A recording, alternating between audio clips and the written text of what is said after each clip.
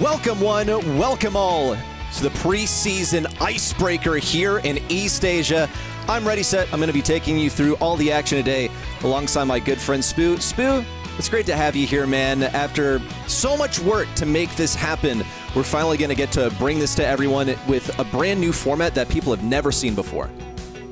I am so excited that we're getting the opportunity to do this, and this format that you're talking about is going to be an absolute banger. Yeah, as you said, I couldn't have said it better myself. Never seen before. There's going to be so much innovation, so much to discuss on the line, and I'm so excited.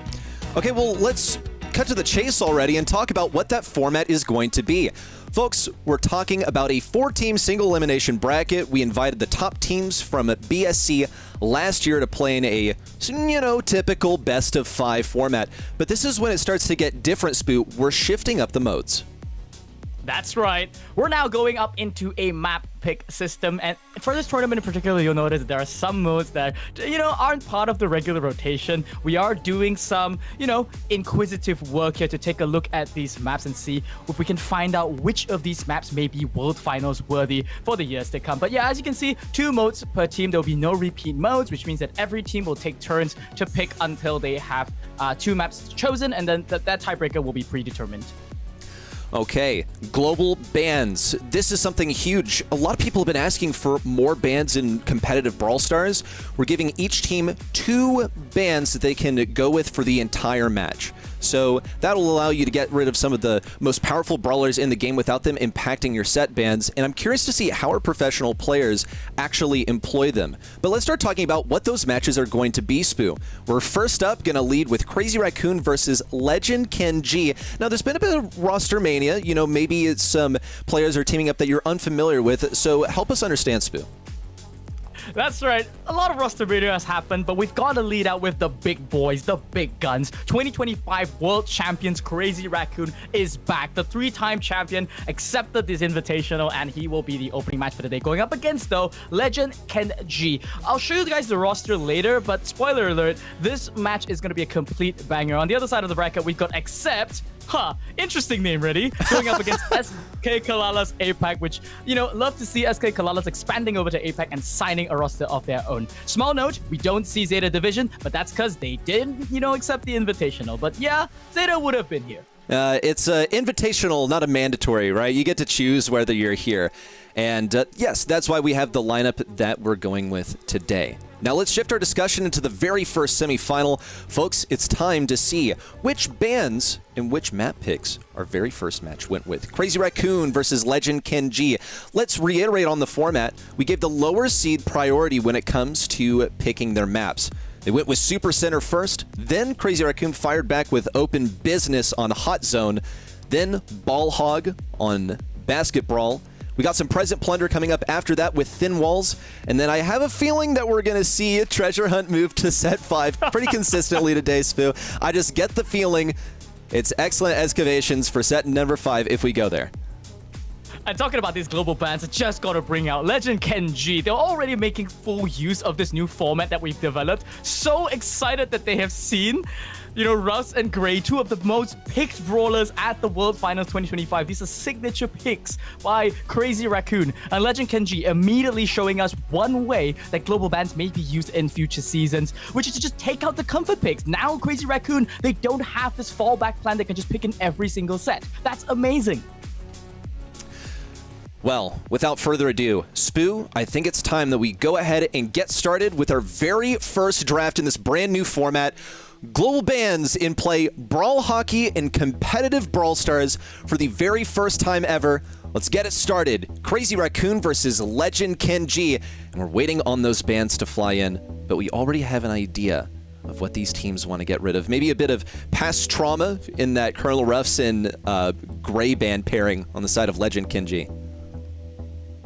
Folks, we are playing on the newest edition of the patch as well, so we're going to be seeing a lot of new brawlers showing up. The buff feed brawlers are in. Pierce is going to be making their debut here on competitive. Globert was just released 2 days ago, folks, so we won't be seeing it just yet. It is globally banned alongside these 5 brawlers. But yeah, look at the bans ready. There's 5 bans on each team. This is really going to open up all the strategic opportunities for the teams. And already, okay, Crazy Raccoon leading up with the buff feed up Spike. Spike on roids is here. Yeah, he's so strong right now. A curveball that is at sniper distance, practically. Just really strong brawler in general. Can get so much damage with one of those gadgets also in close range. Really good as an anti-tank now. I think Spike really needed some help. The buffies are really strong, especially when you've only got 6 brawlers in the game with them right now. But I'm in support of our boy Spike getting a little bit of love. We're going to see Legend Kenji fire back with the bell to boot. It is a longer range map, and you do need to take up a bunch of space here with Brawl Hockey in general, and especially Super Center. If you remember playing any ranked while this was in the ranked rotation, you know that Bell is actually one of the stronger picks here, as well as it just being necessary since you need to stay in front of the goal and block it while also maintaining pressure at mid. That's right. This is a new mode, guys. It's Brawl Hockey. We've seen it a little bit in the World Finals, I believe. So we have kind of seen that before. And this is a really open map, which is why some of these brawlers are going to be picked up here. But to be fair, Reddy, the thing about Brawl Hockey that I've noticed is that a lot of these maps are largely, you know, quite open-centric. There isn't really a closed Brawl Hockey map just yet. And I think that's by nature of design. Otherwise, the puck can't really, you know, bounce all over the place. But yeah, Hank is going to come in. Hank didn't really receive any nerfs between 2025 and 2026, so full expect that, you know, the prawn ready tank will continue its dominance here in 2026. Okay. Yeah, it's definitely about keeping that pressure in the end game. You can get a team wipe. Basically, as long as you kill one enemy brawler in overtime in Brawl Hockey, and you have possession of the puck, you're guaranteed a goal. It's one of my criticisms, and even just something that I've noticed about Brawl Hockey, is that the scoring positions are so powerful. Kenji also is going to help maintain a lot of pressure just as an aggro in general, a way of approaching Hank and punishing his typically passive play, and to dash forward and go for a shot on goal pretty much immediately after spawning. Yeah, that's a really good point. And Crazy Raccoon, this draft, yeah, I suspect we might see this throughout the Invitational. Just pick up as many of the buff-feed brawlers as you can, pair it up with a little bit of, you know, that mode stuff. So in this case, I think what you mentioned is perfect. Brawl Hockey feels like Brawl Ball, but on a completely different level, because in Brawl Ball, ball control is a big deal. In Brawl Hockey, the puck control is basically the sole objective that is going to be so important to care. And Legend Kenji, yeah, they clap back with the Sandy of their own, but I don't see any buffy brawlers on their side. I have to say, I mean, I don't know too much about the new meta, I've got to admit, because we haven't seen it, but, you know, is it buffy versus old school? Who's going to win here? And this is very true. Well, and you're also looking at world champions on Crazy Raccoon. I tend to err on the side of world champions, but Legend Kenji, they're like a fantastic roster as well. They're top in this region for a reason. And Achapi has even played with the likes of Tensai in the past. Knows what it's like to be a champion. Can they do it here on Super Center? This was their map selection. We'll see if they can get a win on their own map. It's the first time you'll ever see a team win or lose on their own map in competitive Brawl Stars. And already, we've barely even gotten into the match, and Milcreo's already put one on the board. That's insane. This is exactly why mobility brawlers like Kenji are so strong inside Brawl Hockey. The puck control, that's what we're talking about. It's just so important. Now we're seeing puck control inside the side of Kenji. There we go. The sleep from the Sandy straight inside the goal. No way to block that. That feels a bit broken. No, this is a ridiculously fast-paced mode already. Check out the pressure that Milcreo is applying on that left side. It's got to be a bunch of damage. Kenji manages to stay alive. That's a shot on goal from Milcreo, but it's definitely blocked by Achapi. Whoa, that was confusing by the puck. Did we both see that? Yeah, we saw that. That's called on-camera 2.0 right there. We can see passes over there to Achapi, tries to zip it across there. Milcreo's gonna pick up the puck, but in the background there we are just seeing just sheer chaos over there. That's a Sashimi Slash trying to finish up this hack. Milcreo as continuing that dominance. Achapi's gonna be able to pick him off though. Puck control remains there, shoots it into the corner. It's now inside Achapi, who's just gonna bank it, tries to clear it. Hypercharge comes out there from IC on the hack, but Tensai has got a statement to make of his own. 1 super, 2 super, bang! 2 brawlers affected by it, 1 will go down. Okay, Milcreo's got this puck once more. Tried for a bank shot around the left side, but thankfully Kenji respawned just in time. Legend Kenji just going for some steady control And Crazy Raccoon gearing up for the next push in as well. To slow in Milcreo, he still has that super to stay alive. If Kenji gets any funny ideas, snipes him with Torpedo, actually. And this could be a push forward for Legend Kenji. They've got the speed from the Sandy Hypercharge, but they're being held back by Tensai. Oh my god, Tensai with that new buff beat gadget, just so beautiful, using it to just dodge out so much damage. Now cycling the ball over to that right side, we see that buff beat hypercharge available there for Tensai. It's going to allow him to get so much more consistent damage to the shots. There's the push there from Crazy Raccoon. Milcreo fires off the hypercharge, dodges, ICs, super beautiful from there, gets the kill, but the puck, it's all about the puck control. A disaster for Crazy Raccoon. This is what I meant by the scoring positions are so strong. You can be barely out of position and heavily punished. Milcreo now stopped dead in his tracks. Milcreo has to get this one in on the right side. Not going to happen. Legend Kenji repositioned to the back right. Milcreo can't even catch it. Looks like it almost went into the goal and just banked off the wall. That's game number 1 headed to Legend Kenji. Already, I need to catch my breath. It's the first so game, much. and it's so much. I'm darting all over the place. My eyes are like, oh my god, wait, there's a fight going here, there's a fight going there. Where's the puck going? This is insane. I mean, folks, this is the first time that we've ever, I think, gotten to cast these modes as well. So bear with us if we're missing out on some of that action. But oh my god, I am so enjoying it so far. Milcreo is going to go for a quick shot there. It just looks like the trend in this game so far is that Crazy Raccoon seems to always dominate this early game before the supers come online. There we go. That's the first goal. But Legend Kenji, Sandy's a much slower pace brawler. When he starts to get that resource online, perhaps that is when they can clap back. Yeah, and he just needs Tensai to play a little bit more aggressively into him. It's an annoying range matchup for him. It looked like Milcreo meant to get that off the Indestructible. Gonna go around the left side! And that puck is too fast for a Choppy to keep up. It's another one for Crazy Raccoon.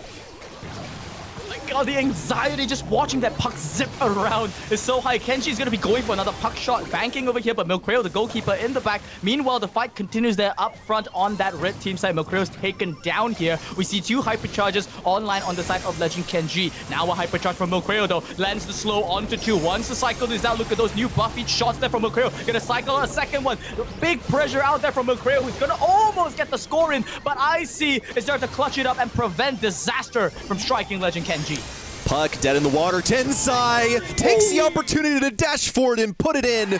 Crazy Raccoon fire back with a game of their own, but this time it's flawless victory. They didn't concede a single goal, and with how quickly they managed to reform that gameplay, that was staggering. That was terrifying, honestly. I mean, Tensai was on a roll that game, and now I understand a little bit of what may be a little bit broken in Brawl Hockey. It looks like CC and stuff that traditionally any brawler that would allow you to instantly score in Brawl Ball is pretty good here in Brawl Hockey. Nonetheless, though, we're seeing a similar start. Milcreo gets the ball. I mean, the puck here passed across to him. An easy shot from there. Great team play there from Crazy Raccoon. One more for Crazy Raccoon. They've already started off game 3 with a bang, and they've got a couple of supers to further compound that. Buffies are definitely helping them right here. They've got Tensai applying pressure. On the left side, Milcreo gave a good effort. A near miss there for a Choppy. Just barely managed to snag that puck and throw it away towards the side of Crazy Raccoon. It's tough to maintain position and possession of the puck since it moves so quickly, and you can't just bank it in a safe position. You have to pass it to a teammate, and right now it's banked right over to Kenji. Looks for a slot in, but doesn't have an opportunity. Yeah, he's got that Sweet Dreams gadget that he could use. Tensai there once again. Okay, Shelly, okay. It's basically a statement there to exactly why these buffy brawlers have to be respected. Tried to go for the trick shot there to pass it on Milcreo, but just couldn't really get it done there. Now we got second Milcreo. I'm assuming that's Moya, by the way, on the spike there. You know, he gets the quick puck control, but, you know, we're seeing something that's very different from Brawl Ball, actually. Compared to Brawl Ball, where ball control, when you have possession, you basically can chuck it in the corner. In Brawl Hockey, there's no real way to control the puck. That big shot there from a Choppy, spots the beeline shot there, weaves it, threads the needle between all the players on the field, gets a goal for Legend Kenji. Line drive is still viable. Opportunity way downtown from Milcreo. Spotted it from a mile away. And just like that, Crazy Raccoon is back in the lead. That's insane. A back shot there going on the side there. Oh my god, imagine if that's the old hypercharge from that Kenji. That would have instantly just been a pass over. But nonetheless, still great value from him. Gets another pick off here. Milcreo, #1, is on a tear here. Now Tensai going on the front. just frontlining from his team there, creating a lot of pressure while they secure the puck once again. They're going to be trying to go for a goal real soon. The Legend Kenji, they've got some plans. Counterattack there. Kenji pops that hypercharge, pushes the entire team back, picks up the puck. Oh no, can't get it in time. Didn't get the sweet trips across. It's going to pass over to a Chabi though. Not going to pick it up. He tries to pass it over to the other side. Tensai is there to defend though. A brilliant defense is going to drive us not into overtime, but a denial. And Crazy Raccoon will wrap up this first set. That was incredible. What a performance there for Crazy Raccoon. I can't wait to take a look back at some of these moments here in just a second. So many goals. What a highlight reel off of only a first set. And it went to game 3, but it still feels like it went by in a flash. What a fast-paced game mode. And some goals that felt like they shouldn't have happened. And some really strong scoring positions also. I wonder if we're going to see any like crucial developments in how teams approach this one over the course of the day. Oh yeah, I mean, I'm sure the rest of the regions are watching this first match. I mean, CR and Legend Kenji, they're kind of the debut match, you know, so they do get sort of I would say an unwarm welcome here to the first team that is up on the chopping block here for experiments. And yeah, it really looks like it's just all about that puck control. That one goal, like the fight was going so well for CR, and Kenji just, you know, he found a shot that he could take and he just, you know, went for it and he got it. I mean, look at these stats here, folks. We're seeing a healing stat there because we're not setting up any particular, you know, goals. But you know, goals was I can remember off the top of my head. It does look like Kenji's probably got 2, and between CR, it's mostly on there. My goodness, already we're off to a crazy start for this match. And we are rolling through it with the same pace that we got through our very first Brawl Hockey map. It's back to normalcy. Hey, Spoo, this looks kind of normal if we, you know, use our fingers, cover our eyes, and don't look at those global bans. It's an ordinary match of Brawl Stars. Yep. We're back to Hot Zone, and it's a trend that I think we're going to be seeing here. We left a classic mode inside here, inside this format, not because we couldn't really find a 5th mode that was viable to test, but we did have to, you know, sort of look at the impact of what teams would do in map picks if they were given a preferable mode. And in this case, it looks like Crazy Raccoon, their first selection of the map was open business. They want to go to something that they were familiar with playing and they're comfortable playing, because this was the map that I think they did so well at the World Finals at, and I'm not surprised that we're seeing it. Here comes the big man. He's so big he doesn't even fit on the screen. Frank, and he's all buffied up. But all of these Buffy brawlers were pretty much affected by the latest round of balance changes, which is gonna throw a real wrench in Spoot, your and my understanding of the meta, though it should generally be the rule of thumb that any of these Buffy brawlers are fair game out here. When it comes to open business, this was already completely viable. I'm looking at Barry being a top pairing for this one. Colt picked up here not only just because of his strength in having a Buffy, but the ability to break down walls and take away a key way to wall break and counter a potential Barry for Legend Kenji. Oh yeah, I'm expecting to see every single Buffy brawler get some kind of representation today. It looks like this kind of early stage meta is reminiscent of that, you know, the first time we saw hypercharges added to the game. And, you know, it will warp the meta, I think, for the first quarter of the year, at least until we start to see more and more Buffys added to the game. But Colt, I find it very curious, right? Like, is a Choppy gonna be picking up that wall break here, given the fact that he's already got the Frank to support that? Or will he run the new speed loader, which sort of operates as a little bit of a CC control and a bit of slow here instead? I think a lot of versatility in that pick alone. Okay. Next up, Crazy Raccoon. How do they round this one out? How do they account for a possible thrower from Legend Kenji? They know that the spike would be so weak against one. Now they have banned out, Barley have gotten rid of. Juju B is their approach out here. They know that they're going to be able to apply pressure to a thrower with Carl. Like, that should be totally fine. He can swap on a flying hook if he really needs to. The B strat is how they're going to respond to a potential opening of the map in just the raw health that Frank brings. Frank, of course, with the Buffy, can withstand even more damage if he wants to, using the Star Buffy and Sponge. So still going to be quite difficult for B to take down, but there's one brawler you want to have as anti-tank and area control on an open hot zone map. All three of those things intersect to make B the perfect brawler. And yet, Legend Kenji, they've answered with a throw of their own. This is a huge turn in the strategies. It's kind of like the whole point of buffies to give that flexibility. It looks like the Colt's gonna be running that speed loader, not going for the wall break mid to deny Crazy Raccoon's strategy. And on the other hand, Kenji most likely just gonna be running Irresistible Attraction here, or the CC. Just run up. Yeah, noise cancelling can even be used here, just deny all those slows. I gotta admit, I'm really liking Legend Kenji's draft here. I feel like CR have sort of picked a little bit of an old school draft. I'm not sure if they'll be able to skill diff their former teammates here.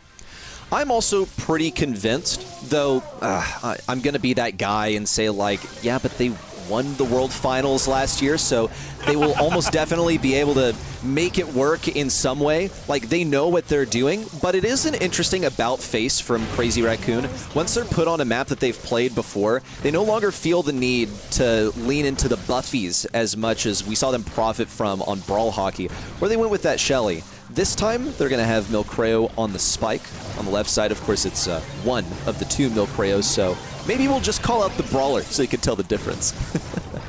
Yeah, this call here is going to be, just spinning down on that tailspin together with Tensai and Milcreo #1 there. It's a bit of a burst him down there. Legend Kenji, they opted to go for a lane swap there, and I think they just lost so much tempo there. In a map like Open Business, that's just not a good thing to do. So much value they're getting there from Milcreo. Oh, there's super, just to really get out of harm's way. Not really necessary there. He still retains the hypercharge, and Tensai continues to dominate in the mid. They're already counting up to 50%. A big push here from Legend Kenji coming in.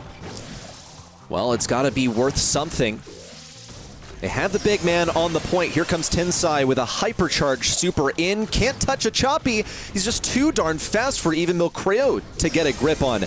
Now he's got a hypercharge out of his own. A bit of pressure onto Frank, who's forced out of position. We'll see Kenji get way too aggressive. Milcreo cut him off and pinched him towards Tensai. Legend Kenji have lost all semblance of control over this point, and Choppy is just hammering away, doing his best to land some bullets, but Milcreo and Tensai find themselves in relatively safe situations. Really aggressive move there from Milcreo. He's rewarded with the kill, and another one for Milcreo onto Kenji. But Legend Kenji still have gotten a bit of pressure on this point. They've only got 10% to work with, though.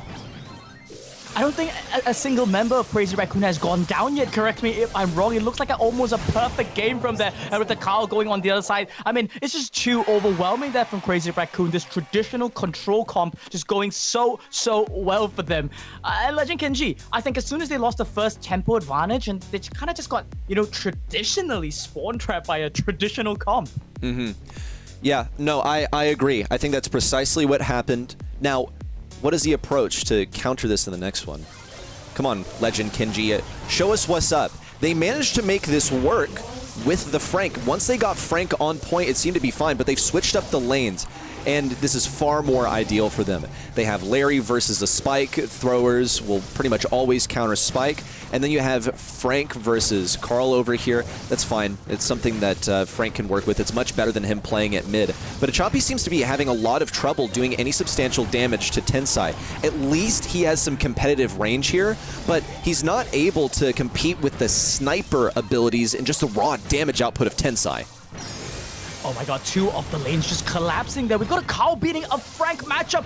Once again, that hypercharged super was able to just slice him down. IC might be beating himself up here a little bit because he just didn't bring Irresistible Attraction. He's got no way to cancel that Carl spin, and that's going to be a huge thing that punishes them. Here we go, once again, trying to get a stun, but it's just so easy to dodge. Tensai, though, showing up on his former teammate. Oh my god, the pins are going to be flying out, and well-deserved by them because this is absolute domination.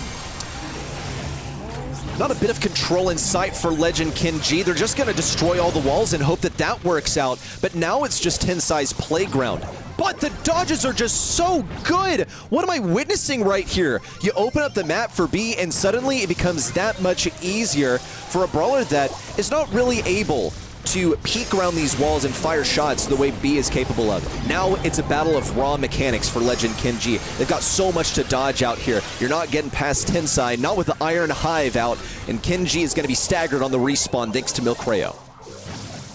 There's just no way to stop this one, isn't there? One last push is going to be coming out there from Legend Kenji, but this Desperado play that they have attempted, not going to be good enough. Hypercharge coming out there from Milcreo. He's on the hunt for Kenji and more. 99 and counting. Crazy Raccoon, dare I say, dominated Legend Kenji this game.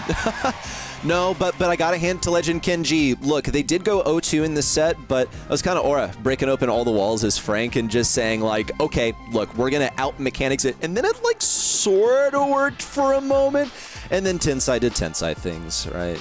Nothing too unexpected here. Crazy Raccoon, they now lead 2-0 versus Legend Kenji. You'd expect nothing less from World Finals champions, and I've only said it 3 times. So definitely more to come on the shout out to Crazy Raccoon. Now, Legend Kenji, how do you bounce back from this? They at least have the comfort of playing on their own map next. I want to, though, like draw some insights from the stats here and break down what exactly went wrong for Legend Kenji here, Spoo. I'm guessing it has to do with the number of deaths that we're going to be seeing on Crazy Raccoon and the number of deaths that we're seeing on Legend Kenji. If we draw a curve of deaths versus the win-loss, I think it's, pretty... You can see a correlation, right? One team has a stupendous number of deaths and the other team has a stupendous amount of kills. Nothing simpler than that. Pretty much. Look, Hot Zone is a mode where you can afford to die a bunch as long as you're alive in the zone longer than your enemy is alive in the zone. But in many cases, they weren't even able to get there. Now we're taking a massive pivot. And I think some people were curious, why exactly did we put Hot Zone in this pool? Because we're introducing 4 new modes. And wait, you picked Hot Zone of all modes to be the normal one? And I'll tell you what, I'll share you the rhetoric. We kind of felt like we needed a control mode. We had ball modes, we had pick stuff up modes, and we need something where you kind of control an area. So now that that's behind us, it's back to ball, hog, even. A really short map. One of my things with basketball is the map, it's really, really narrow. If you get team wiped, then you're almost guaranteed to get scored on. B, I think, is a stellar approach to this because you're not really close enough to the enemy to get reliably team wiped, so she's going to be an excellent defender.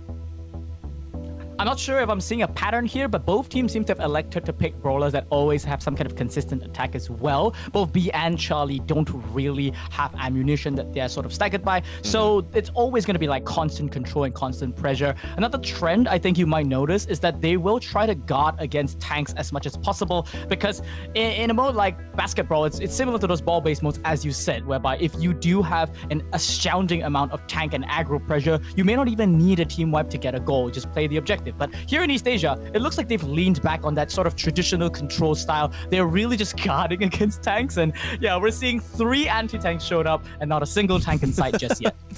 Look, you don't want to get team wiped. Is it really necessary to be any simpler than that? I'll tell you what, though. They're saving a power play for the last one. Team wipe. That's what it's all about. That in cycling super. Because if you hit a goal from beyond that line, that little radius outside of the goal, it counts as 3 points. It's tougher to hit, just like from an aiming perspective, but these guys are all mechanically talented. I would say it's the ideal kind of goal to score because you're further away from the enemy spawns, it's faster to get there, and it's actually quite easy to make a 3-pointer if you have a super. So where are the super cycles? That's what I want to see. Nothing that cycles super too quickly. I think a lot of times with Frank, you are holding that super in reserve. So that's one contestant for Legend Kenji to get a big stun and also get a goal with a super. Love this final pick there coming up from Legend Kenji. It's not often that you actually see a brawler just get completely dominated in the previous mode, and they double down. IC wasn't phased by that Frank. He knows that he didn't play badly. Perhaps he took the wrong gadget in the last game, but now he wants to redeem himself. But I gotta say though, already, it takes quite a lot of cojones to just pick Frank up into this monstrous anti-Frank comp that we're seeing. I mean, I don't know what he's gonna pick here in terms of gadgets. It's most likely gonna be irresistible attraction here because he learned that the other one, noise cancelling, is just not that great. And on the Poco side, he could have double protection here if they choose to go for that. But at the moment, it looks like Kenji is sticking on that the protective. It's not protective, it's the tuning fork gadget there, as well as a little bit of extra damage from Screeching Solo. Yeah, we see him use it just now. He has gone for additional healing. We'll see Frank slip forward and just become a big ol' super battery to charge things up for Crazy Raccoon. It's my primary concern with Frank is like, okay, sure, he's using Irresistible Attraction, but how's he going to get in range? Well, sometimes they just come to you. What am I looking at? There's a three-point opportunity up into the goal. No! Bounced off the rim. An opportunity wasted, and this ball safely in possession of Crazy Raccoon.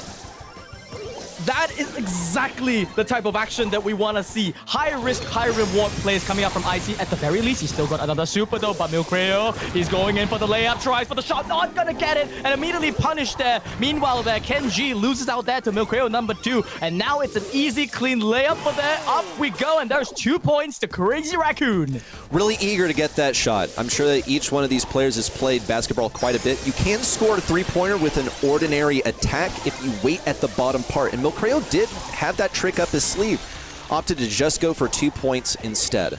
You see Crazy Raccoon on the defensive. It's successful because guess what? They have 3 defenders. Of course they're going to be well equipped for that. And they can afford to play D and just run down the clock. No fouls, no free throws here, everyone. It's just about defense and running it down. But when you've got one guy left, sometimes all it takes is your enemy to whiff a shot off the rim again to stay in the lead. And then Milcreo goes in for the layup. This man's been practicing. Okay, it was Tensai. I'm sorry about that. But he's definitely been practicing these shots. It's already 4-0 here. One more goal will do the trick. Doesn't really matter. Legend Kenji to claw this back, though. Definitely need a team wipe to get it. Finally, a catch there from IC. Great gadget from him. He could go for a score, but oh dear, Reddy. It's in the wrong spot. If the hoop was closer, that could have been a 3-point opportunity, but it didn't come through to them. And instead, now the ball is in absolute no man's land. Legend Kenji, they're going to have to pull a miracle to pull this game back. Oh, such a tragedy. Like the second time that we've seen Kenji have a 3-point opportunity, last time he whiffed it, and this time he was muted before he could fire it off. And now it's a desperate struggle to get into that possession of the ball. 10 seconds to go. Achapi trying to move forward, but no dice. Crazy Raccoon's stalwart defense leaves them 4 points in the lead at the end of game number 1 and puts them at match point.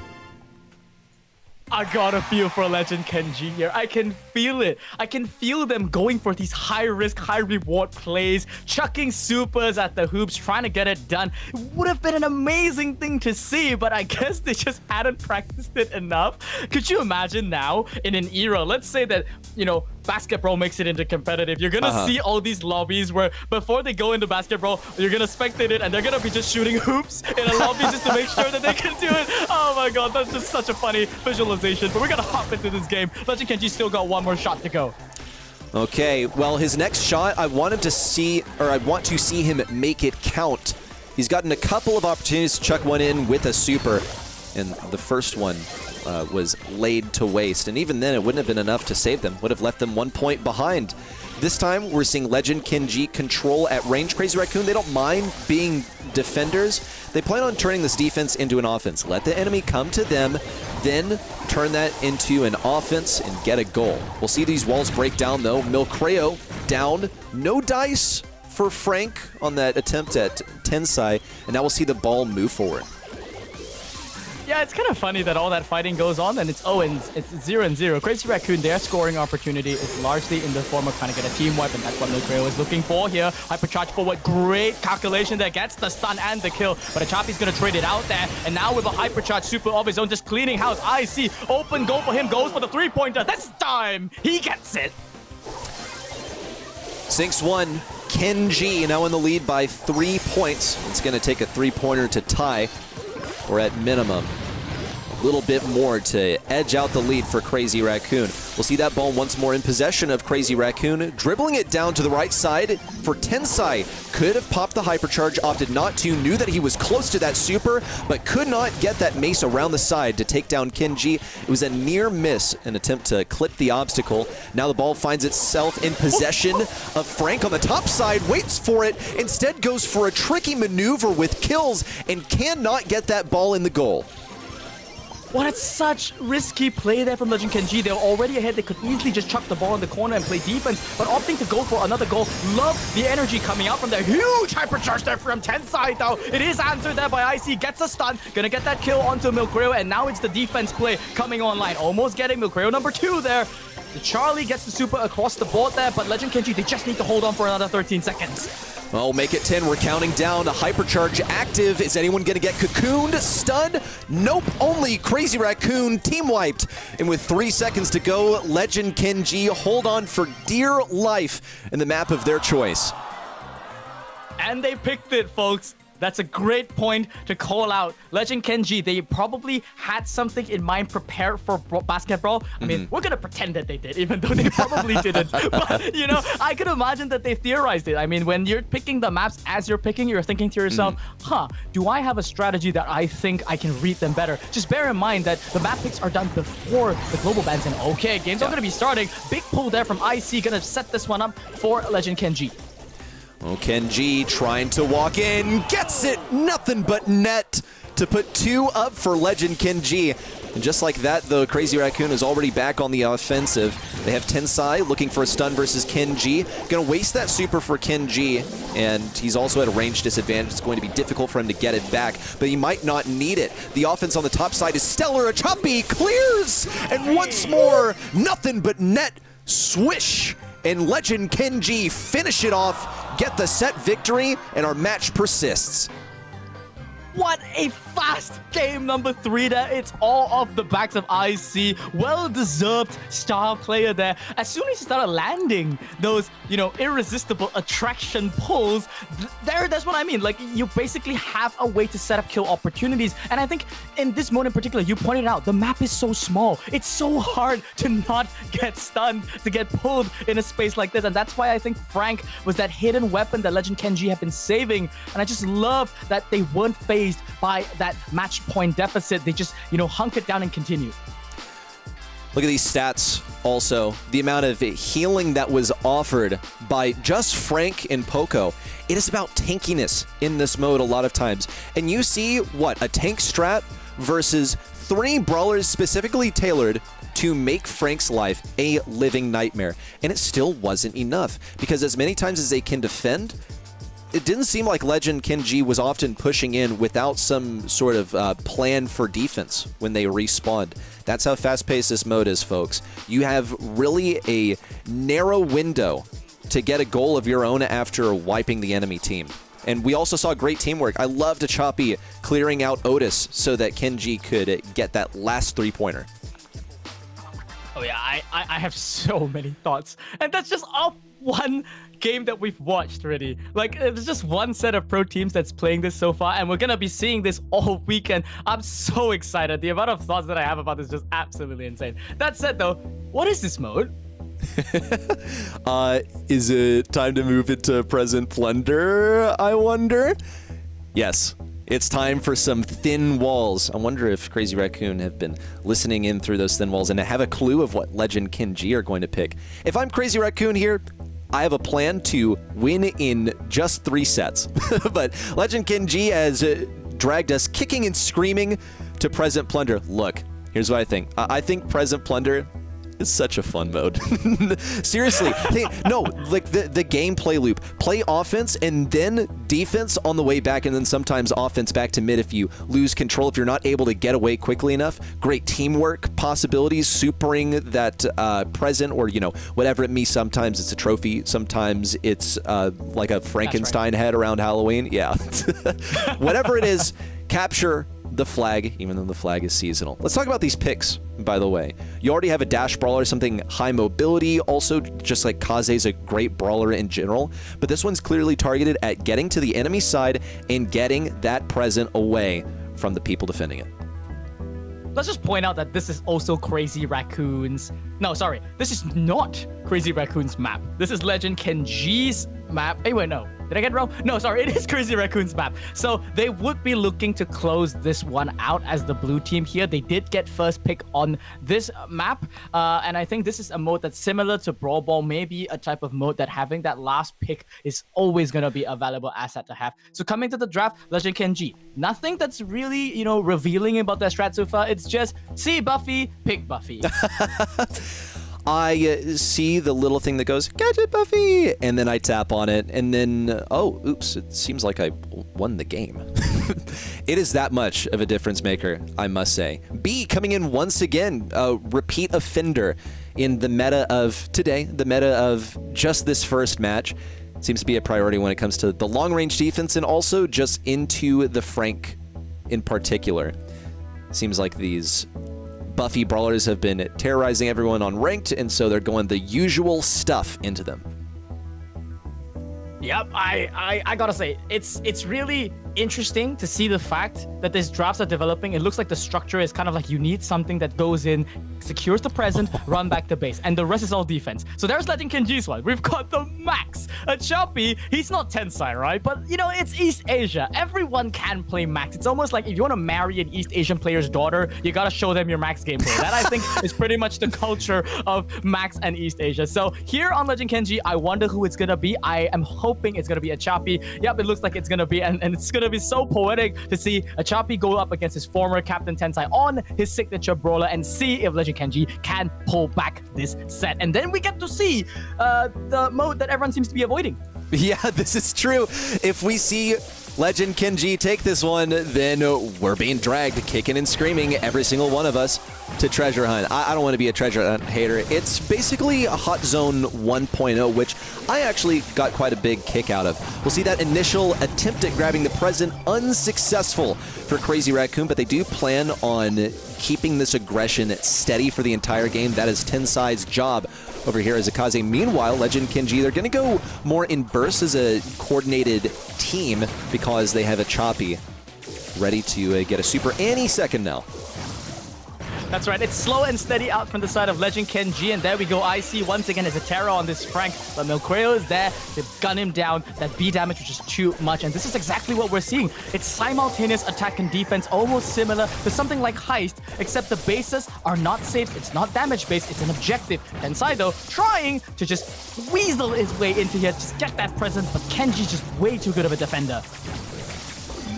Well, here comes a Choppy on the bottom side. Meanwhile, there's chaos happening on the Legend Kenji home base, but it is nullified.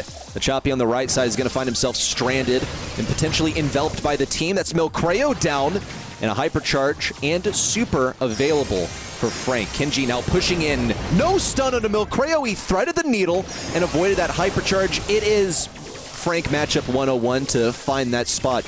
So good on Milcreo for avoiding it. We'll see Milcreo's clone on the right side also trying to push in, but not much you can do into such a beefy defender and without anything to break open the walls.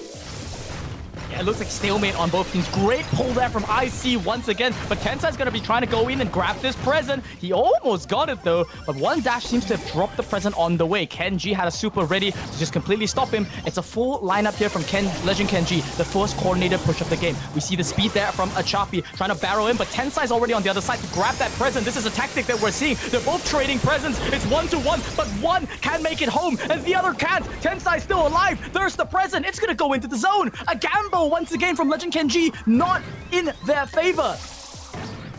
Just 10 seconds to go, and there's the present now, stolen by Tensai with only seconds to go, and just not a single chance of Legend Kenji making a grab at this gift and bringing it home. Crazy Raccoon once more get a Game 1 victory and find themselves in the driver's seat for this match point. Just the tactics that we're seeing inside these new modes. This is so exciting. They tried for it. I mean, Legend Kenji, they seem to be the more hungry, the more ambitious team. And I think that was kind of to be expected, right? They are the team that did get a bit of a reshuffle. They are the challenger going into this Crazy Raccoon roster, and they have to make big gambles. I see trying to gamble on that two-man stun and then completely being a complete whiff and opening up the map for, you know, basically the best open map brawler defenders in the game. I think basically spelled their doom and they just fell under the pressure. Now in this next game, they look like they've not, you know, they've given up on trying to get that initial push in, and they're just going all on defense now.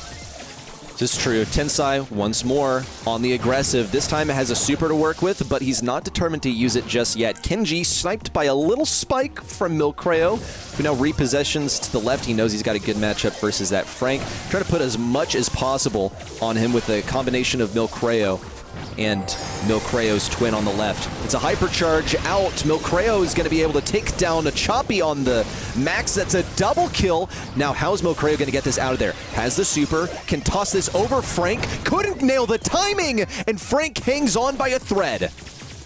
Let's go. IC 2 kills to his name. Tensai's gonna be lasered down there by a Choppy. And there's the speed across the map, getting to the Frank, who's completely undefended because of the structure of this map. Because it's diagonal, there's no way to stop him. The goal is thoroughly the presence is thoroughly stolen here, and it's now full defense for Legend Kenji. Legend Kenji, all on defense with no walls to their name. They had to destroy them all in an effort to defend. They've left themselves so open to Milcreo. Snags one. Now the world is against Frank on the right side. Pops a hypercharge at the perfect time. It's exactly what they needed. One defense after the next for Legend Kenji. IC bow down to the Frank god, the tank god there from Legend Kenji. Doubters of the ex-rival of esports player, beware, for this man is still a threat. Kenji, though, the new, namesake of this team, is gonna be able to slip by. He's got the present. That's why we're seeing CR desperately run back to the base to stop him. Yeah, the present's gonna be left in the corner, but they're just buying time. CR needed a big push. They've got 20 seconds left. Can they make it happen? 15 seconds to go to make a miracle happen, and for Crazy Raccoon to lock this one out here and now. Milcreo is going to push in with his super. Tensai the same. They've got the present. No. Fumbled by Milcreo. It stumbles onto the ground, and a Choppy does a little celebration. The spin and a pin out as they perpetuate this match point. IC is keeping Legend Kenji alive. He's definitely the star for me so far. So far in, the basketball mode, it was a lot of goals that was set up by him, his irresistible attractions. And here, 1 versus 3 defense, the hypercharge, it sticks. It was sort of a miscalculation there by CR. And bear in mind, stunning a Kaze is not easy. But this time, though, Tensai's out for blood. Gets an early kill there onto his ex-teammate there, and already the presence in their hand. Once again, it's IC against the world, and I don't think he can do anything about this. Tensai takes the long road around. Bye-bye. Bye-bye, IC. Nothing you can do. Where? First 2 minutes, and I've already got a present. The Tour de Present Plunder, the total circumnavigation of the map, has completed, and the loot has been brought back to home base. But what? Just like that, they all crumble on home territory. Legend Kenji is moving one of their own all the way back to base, and they'll walk it home. No need to toss it, no nothing, and right back in action. This Frank selection is just paying off so well. IC just ripped Crazy Raccoon a new one, essentially. And now 1-1. It's a defense game there for Legend Kenji. I have to say, though, Crazy Raccoon, are they thinking about overtime? That doesn't seem to be the case. They just want to make a big push here. Tensai's going in against 3 brawlers, though, just kind of feeding a little hypercharge here. And now the push from Legend Kenji does begin. Legend Kenji all on defense, except for, of course, the namesake of the team. A Choppy now moves to snag one on the left side, and here comes Frank to punish them all. Milcreo will get a kill, and here comes the defense on Legend Kenji's side. It's another present in their possession, and that's enough to send us to set number 5. Oh my goodness me! Frank, is this brawler gonna be banned in the next one? I mean, it looks pretty good so far, right? I mean, a lot of pro players, casuals, myself included, right? Ex-pro player here would, assume that Ems is the most broken brawler in the game at the moment, but IC is making me have second thoughts about which one I chose in my free selection. Look at these kills. 1 kill, 2 game, bang, bang. He's just playing whack-a-mole there with Crazy Raccoon. As they pop up, they just immediately get smacked down. I mean, a Choppy and Kenji, they're great here, but okay, yeah, look at the damage. Look at the KD. My man IC is the one that is really the star of the show so far. Huge shout out to IC, a prodigy player in previous years, and really showing his best stuff here on Frank versus Crazy Raccoon. Mind you, it almost looked like they were going to sweep through the entire thing and give us a 3-set series, but Legend Kenji found their comfort on their own map selection in set 3, and even in Crazy Raccoon's home turf. But now it's down to the map that no one wanted. It's excellent excavations. And look, I started to get a feeling that we might not see it today. I had this feeling that it would be pushed towards set 5 reliably and that we might not see a set 5, but here we are. It's time to get it kicked off. The first time you will ever see this mode in competitive.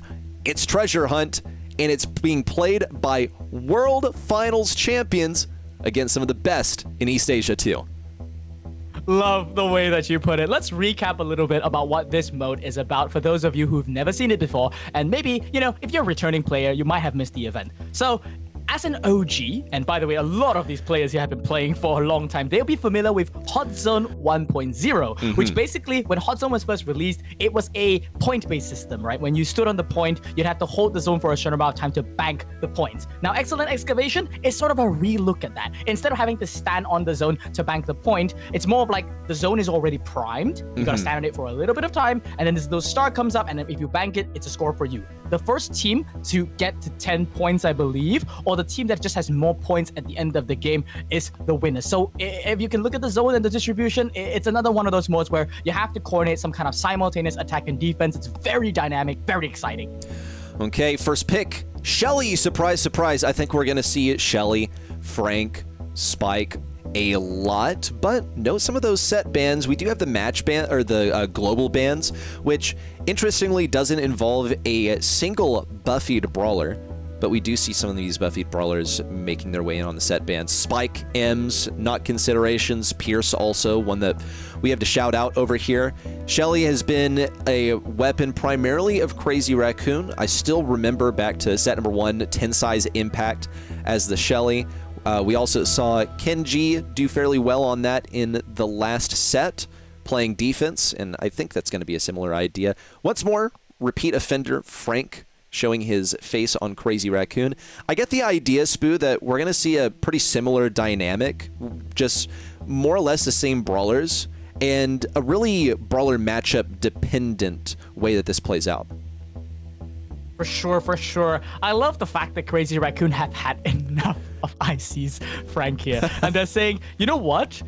I'm going to show that this brawler can be played by anybody, right? It's going to be played by the best in the world. I'm going to be an even better Frank than IC. But gotta say though, matchups-wise, I gotta be real with you. I don't even know if Frank even beats Shelly anymore. I don't know if Shelly is considered the natural counter as an anti-tank anymore because of all these buffies and the interactions have changed. But that said, though, we are seeing a revisit to some of the old meta here. Finks is gonna be selected there, and it kind of makes sense, right? I mean, Finks is great in Hot Zone, and I assume that this mode is very similar to Hot Zone, so it would be pretty good there as well. Ali there coming out there from Legend Kenji.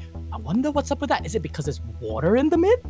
I'm guessing so. It's water connecting to grass, connecting to land, so you've got a pretty good breadth of attacks that you can go for. Colette!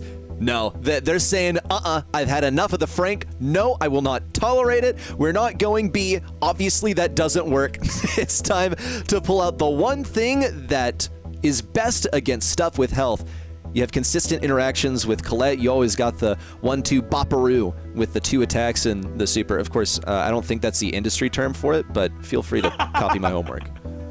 I love it. The 1-2 Bopperoo combo. For those of you who don't know, it's Colette, 2 attacks and a super kills any brawler in the game. But you know who's going to stop that? That Poco. As soon as the Poco gets in a single heal, the calculation, the math is off. So I love what Crazy Raccoon have pulled out here. This Poco also just recently in the balance change got a slight buff, so it's easier to get those supers online. Looks like he's going for that healing star power that we discussed to just really kind of make this Frank even better. Folks, this is a best of 5. We've already started off. We're in the 5th and final set. Is it going to be Crazy Raccoon or Legend Kenji that take the cake? Well, it's all going to be determined now. Look how aggressive a Choppy's being. And Tensai, Milcreo, with all their health, they had no reservations about walking right into him, knowing that he was going to heal off of them with the gotcha gadget, but they also knew that he was just going to run out of ammo. They have so much HP at their disposal. We'll also see a lane switch to account for that. Wow, that was massive on the right side. Legend Kenji managed to hold on possession. Each team already has 2 stars, counting up to 3, and they've pretty much played a mirror match. That's right. In order to create some disparity, you do need to control the other team's points, or at least deny them enough time so that you can race them for it. And that just seems to be what Legend Kenji are securing so far. They're already at 5, and oh my god, Kenji, he stole the star! That's enough for them to make a difference. But Crazy Raccoon on the other side, they're trying to get one of their own, but IC's on the point, and that's a big disparity between these 2 teams now. Kenji's already spinning around. They know they have the advantage, but Milcreo's too wise to push in alone. Tensai wants to take this one solo. Nearly gets Shelly, manages to stay alive on the left side. Milcreo shrugs off another push from Kenji, who has to dash away. On the right side, desperate attempt from Kenji, but cannot secure it. And Crazy Raccoon have possession of both zones now. It's a close call. Only a 2-star margin, but Crazy Raccoon, the longer they can hold on to two at the same time, they can contest Legend Kenji. It's gonna be one more, and Kenji gets 2 kills over there. Just needs one more to secure the game. I see that. That's the last one that's gonna be going over there. The Legend Kenji could be the beginning of a reverse sweep here. Crazy Raccoon now on their last limbs. I can't believe what I'm watching here. A reverse sweep in all of these modes, not even on their own map picks, I want to add as well. Oh, goodness. Or is Crazy Raccoon going to do the thing that Legend Kenji has done this whole time? Nullify that Game 1 win, bring us to a match point once more. Crazy Raccoon, they've been on match point, goodness, at least 3 times in the last several sets. Another colossal defense from Crazy Raccoon. They're making a big push over the right side and shoving Legend Kenji away. It was a good defense there from Crazy Raccoon, but if you look at the objectives, Legend Kenji specifically managed to jump in there and steal that start. There we go. Icy with the gadget there. An obliteration. 2 supers to their name. Getting out there. Milcreo standing still on the point. Manages to deny the steal there from Kenji, but that would have been a disaster if he didn't get that. Milcreo now has an appetite for yet another star. We'll see Milcreo also break open these walls on the right side. That's a dash forward from Kenji. 1 super, almost cycled it. Got to be a few bullets away from another, but these are going to be slowed down by that Sphinx super from Tensai. Kenji also desperately throws himself at Tensai, but it's no use. It's just to cycle that respawn once more. Thankfully, Legend Kenji do have control of their home zone, and they have the advantage. It's going to take something crazy from the Raccoons. They want to bring it back now. It's so hard to prevent this snowball. Milcreo that's kind of resigned to his fate there, just standing on the point. Kenji even got it! He didn't even get it! Milcreo literally stood in the center of the point there, and there was no way to prevent it. I don't believe it. Legend Kenji have reverse sweeped the 2025 World Champions, Crazy Raccoon. They're going to be eliminated from the Preseason Icebreaker. And just like that, it's over and it's in the books. Crazy Raccoon down. Legend Kenji full steam ahead. And on treasure hunt of all modes, this day is going to be full of surprises. I was not expecting Crazy Raccoon to be taken down in the first match, and especially not in a reverse sweep where they managed to make it to a match point several times in sets 3 and 4. Such is the curse of being the world champion, right? I mean, is it the holiday curse? Is it the fact that they just didn't really understand the mode? I mean, this mode, right, it was a tiebreaker mode, right? Which means that neither of the teams were confident in picking it. But now that we've seen the match, look at the stats. Achapi's 1-6, by the way. He didn't even really do that much. I mean, the damage is great. Kenji 3-5, nothing amazing about that. It's really about the hidden potential of these mobility brawlers. We saw moments Achapi would use that tax collector, and Kenji would dive at the same time, throw 2 bodies at the point, and just pray that the star goes into them. Milcreo stood still on his own point, and he couldn't even secure his own star. That, to me, was wild.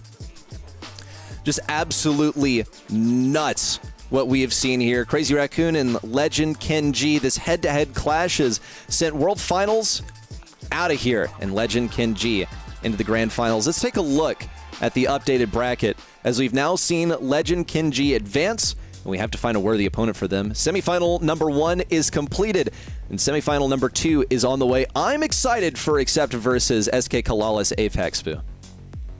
I'm so excited, and we'll reveal the rosters later. Gee, I wonder who Accept is. And I mean, everyone knows who SK Kalalas is, but yeah, we'll take a look. Okay, well, folks, don't forget, you are watching the Preseason Invitational here in East Asia. We're going to be right back after a quick break so we can set the next match. We'll be right back with you.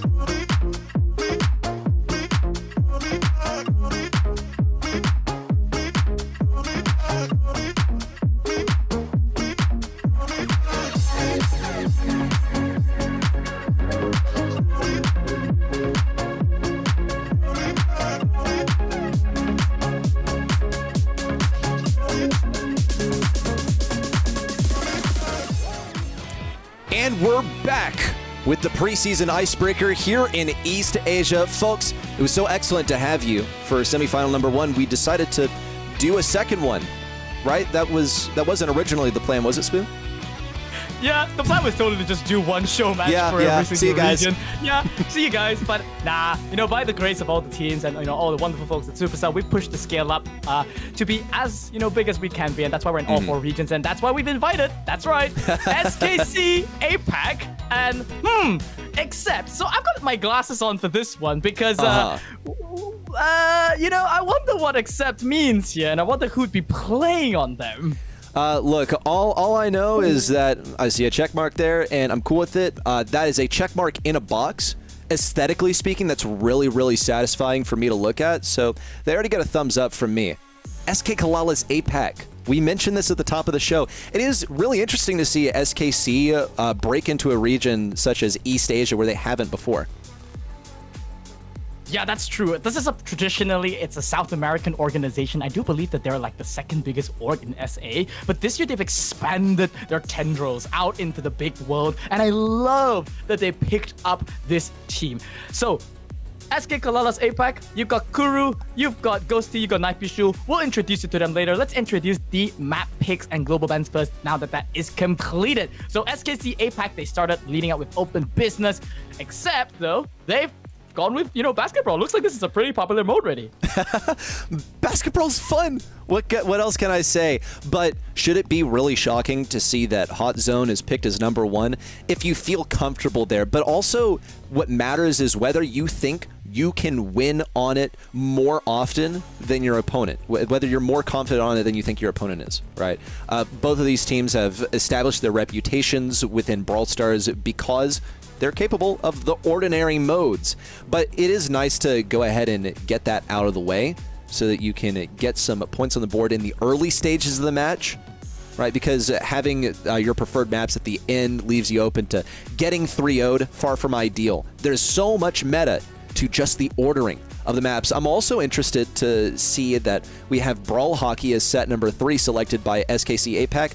Must just be what they were most familiar with as well. I think they're really leaning with what's comfortable, and Accept are going with something a little bit more experimental in their selections, but as usual, Excellent Excavations is left for last.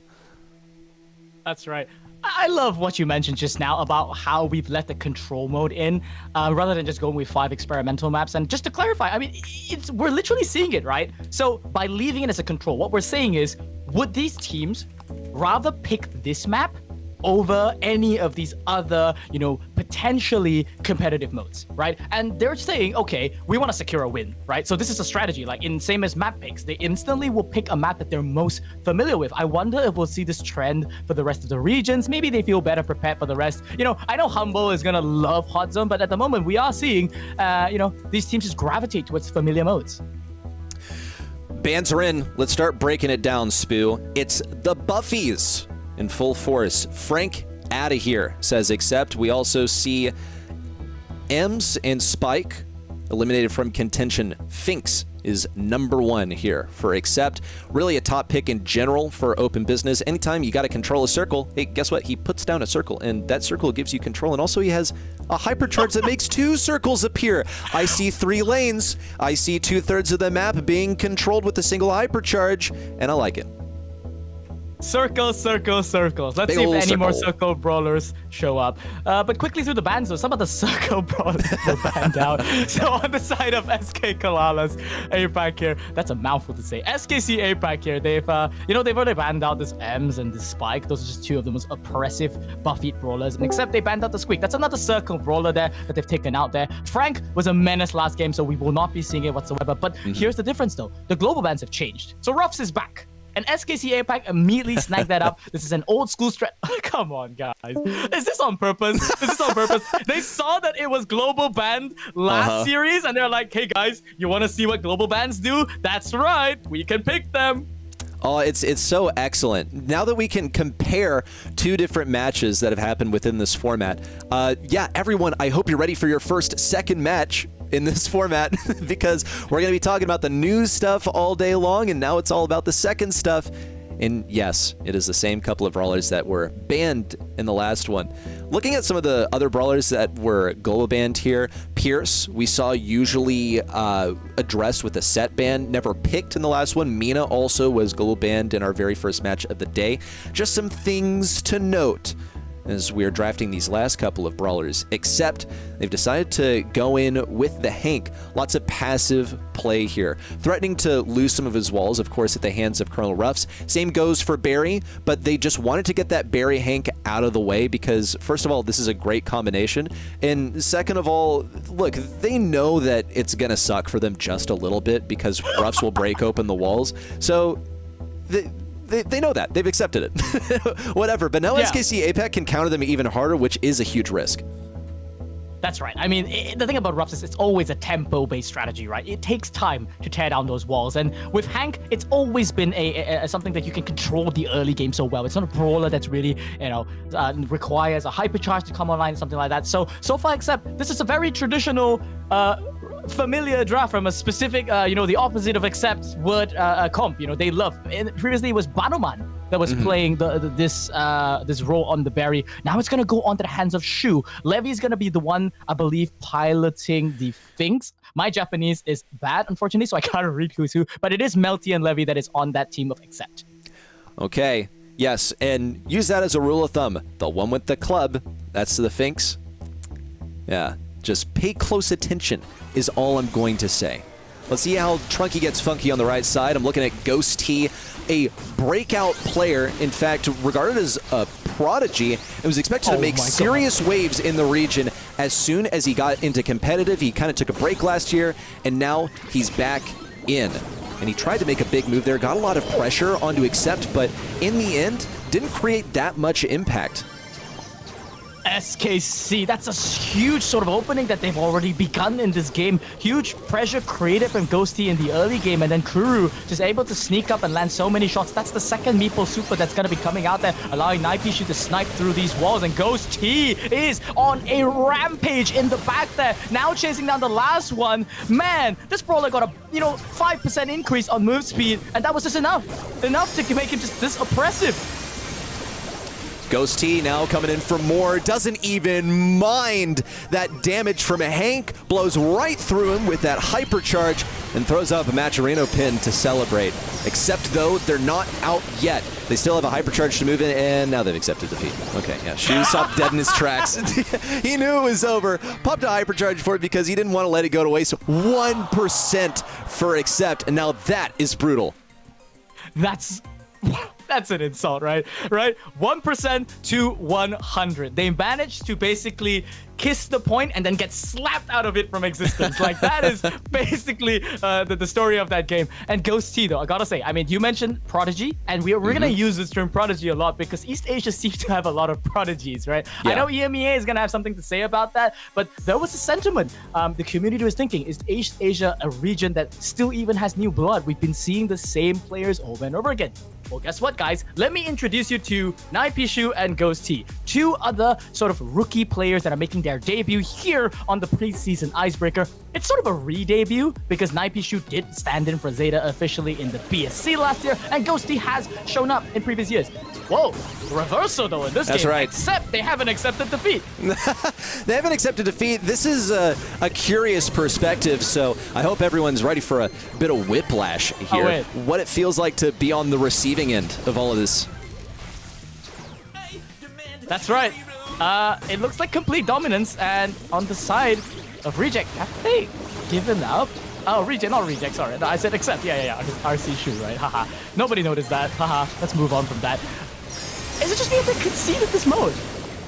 Yeah, I guess they've just given up. I mean, what gives right here? We're counting up to 100. SKC APAC are, well, I mean, yeah, I'm at a loss for words at the moment. It's such a bizarre situation. I guess SKC take it. Woohoo! But why?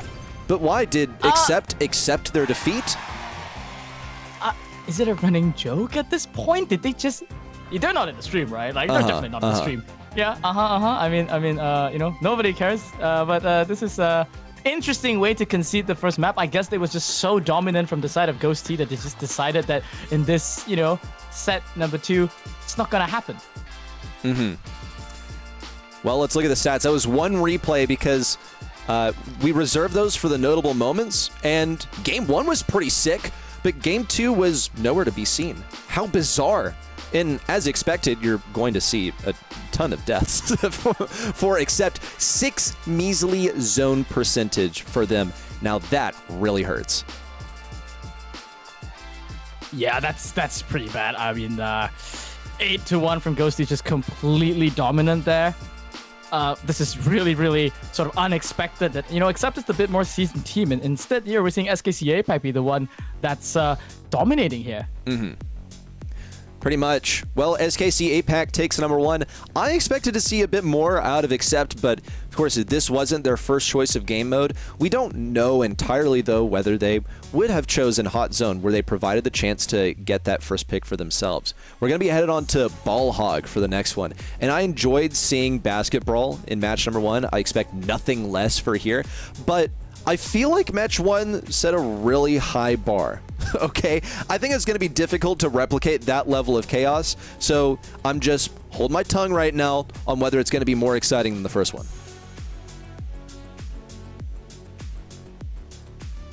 Well, let's see how it is going here. We are... Oh, okay, ready. A bit of update there from our technical side. We may have to replay the first map. I understand now why Accept here accepted defeat. Looks like it was a technical issue that our players actually encountered. So we may probably reset that. Okay. And folks, bear with us. These things do happen. But yeah, I mean, I think the draft will keep it the same. So expect to see the action again, but this time expect to see that these teams will compete on the proper level. Okay, so maybe we might have been glazing Ghost T a little bit too much, potentially. Maybe it wasn't that the trunk pick was just that dominant that he just ran over the side of Accept. Folks, we'll reset these matches and we'll come back to you in a bit. Yeah, a little hasty there, but we do have to go to a quick break. When you do an all-new format, then things can get a little bit hairy. But actually, looks like things are just fine. You can see that everything has been reset. So now we're just going to vamp for a little bit, yapping in your ears. I know you like us blagging up your airwaves, and just chat as we are getting ready for the next one. I feel like maybe we can actually just go back and sort of review how this entire match is going to play out as well, and put those bans up on the screen for you guys to talk about them a little bit more. We've already played through Open Business. Ball Hog is up next, but we haven't gotten to discuss those global bans too much, I think. Oh yeah, it's different, right, from the previous matches that we've seen. And in this case, Stu and Charlie, I could see, right, the philosophy behind some of these bans. If you basically look at the map pool, because remember folks, the order in which this is conducted is that it's map picks first, followed up by the global bans. That means that if you're a player, you get to see all 5 of the maps and then decide, what would I ban for all 5 maps that I think I don't want to see? And in this case, you got to make sure it's not part of some strategy that you've set up as well. So this is, I think, a different approach that we're seeing in this one compared to, the previous match where Legend Kenji literally target banned Crazy Raccoon's brawlers. Okay, target bans in mind. Let's discuss Open Business Part 2. Throwaway bans because it's just about picking those same brawlers, but we can discuss the picks again and use the last one as sort of a frame of reference. We just had a tech issue on the back end, and this one's going to be replayed just in the interest of fairness because, look, the pro players are doing us a really nice favor by playing in this one. They accepted the invite, and they're playing on some unfamiliar modes with a brand new format, so it's only courteous that we're nice back to them, and we're great tournament admins. Holy self-glaze. But let's talk about some of these picks as they come in once more. We saw the strat of the Hank and the Berry being used in combination. I think Trunk actually did apply quite a bit of pressure, but had difficulty punching through all that HP. Yeah, that's right. Remember that this trunk was the last pick that came in from SKC APAC here, and in the hands of Ghost Chi, I was glazing him really hard last game, but matchups-wise, he's got, I think he's got fantastic matchups in this game. He kind of eats the Frank alive here. Once he cycles that first hypercharge, there was a point where if you land a full super on him, you delete the Frank out of existence. So, lots of really, really juicy matchups there for Ghost Chi. Except, though, they've got the strength of this, Barry, right? The thrower early game is still something that has to be seen. All right, folks, if you liked set 1, then you'll love set 1. Again, we're replaying it in the interest of fairness, and this time it's looking a lot crispier. Ghost Chi is all up on them, and Kuru, Naipi, Shu have wiped up this left side, except did get a pretty solid start on that point, but they were shoved out by SKC's unrelenting offense and expert positioning. Yeah, the Finks there, a little bit unfortunate. Back to the Finks to pack into Ghost Chi instead. He's going to be going for an aggressive play here. Not going to be able to connect with that Hank there. Shu is caught between Ghost Chi and the hard play. Still going to be going forward there. The Finks manages to get that super down and get the kill onto Ghost Chi, but it is SKC APAC in full control of this game so far. More wall break. Naipi Shu, he's profiting as a result, but you still got to hit the guy. And Hank is looking mighty wiggly. Shu's also keeping him online, but here's the pressure from Ghost Chi in with the super and totally abandons that push aside. No, it's not worth feeding Finks a super. Didn't expect him to respawn so soon, it would seem. More hypercharges flying out. Now, who's going to get this one? The priority may go to Naipi Shu or Ghost Chi when he respawns. He's on pretty low health and at risk of falling, but it doesn't even seem to matter, except haven't been able to put a dent in this defense from SKC, and it'll get round 1 for SKC. Look, Reddy, I'm just going to come out and say it. I'm no coach no more. I'm not a player anymore. And as casters, we're not allowed to talk about the draft, right? But this is an outdraft. Nothing about it is, it just screams outdraft. There was one gap in the SKC APAC comp. The early game was weak. They needed to tear open the map to deny this berry. How do they solve that early game problem? Just give Ghost Chi Trunk and run it down. And once again in game number 2, we're seeing that same philosophy. Game number 2, SKC APAC have managed to get a grip on this point, and without even giving Accept 12% first like they did in the last one. But this time Accept, they're playing as a single unit, a big ol' clump. It's like watching a Guard.io gameplay right here as they stay in one position, but now they're diversifying. Is that going to put them at risk of falling? Doesn't look like it. The healing for Barry's been so consistent. Deleted! Now, Ghost Chi eviscerated and sent back to the respawn as Accept creeps up on the percentage earned by SKC so far. This is what we...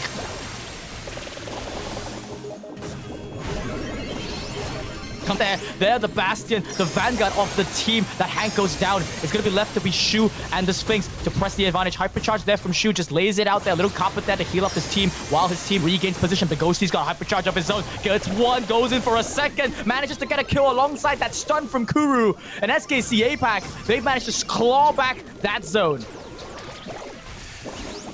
Now throwing down yet another Meeple Super for the ability to fire through this left wall, and Naipi Shu says, here, take it. Have a free hypercharge on me. And Kuru would love to be able to walk through these walls once again. Not really ideal for into Hank, but would love to do it versus Shu. Ghost Chi's deep in these enemy backlines, creating pressure, but Accept are exactly where they want to be on this point, but they just don't have who they want to have.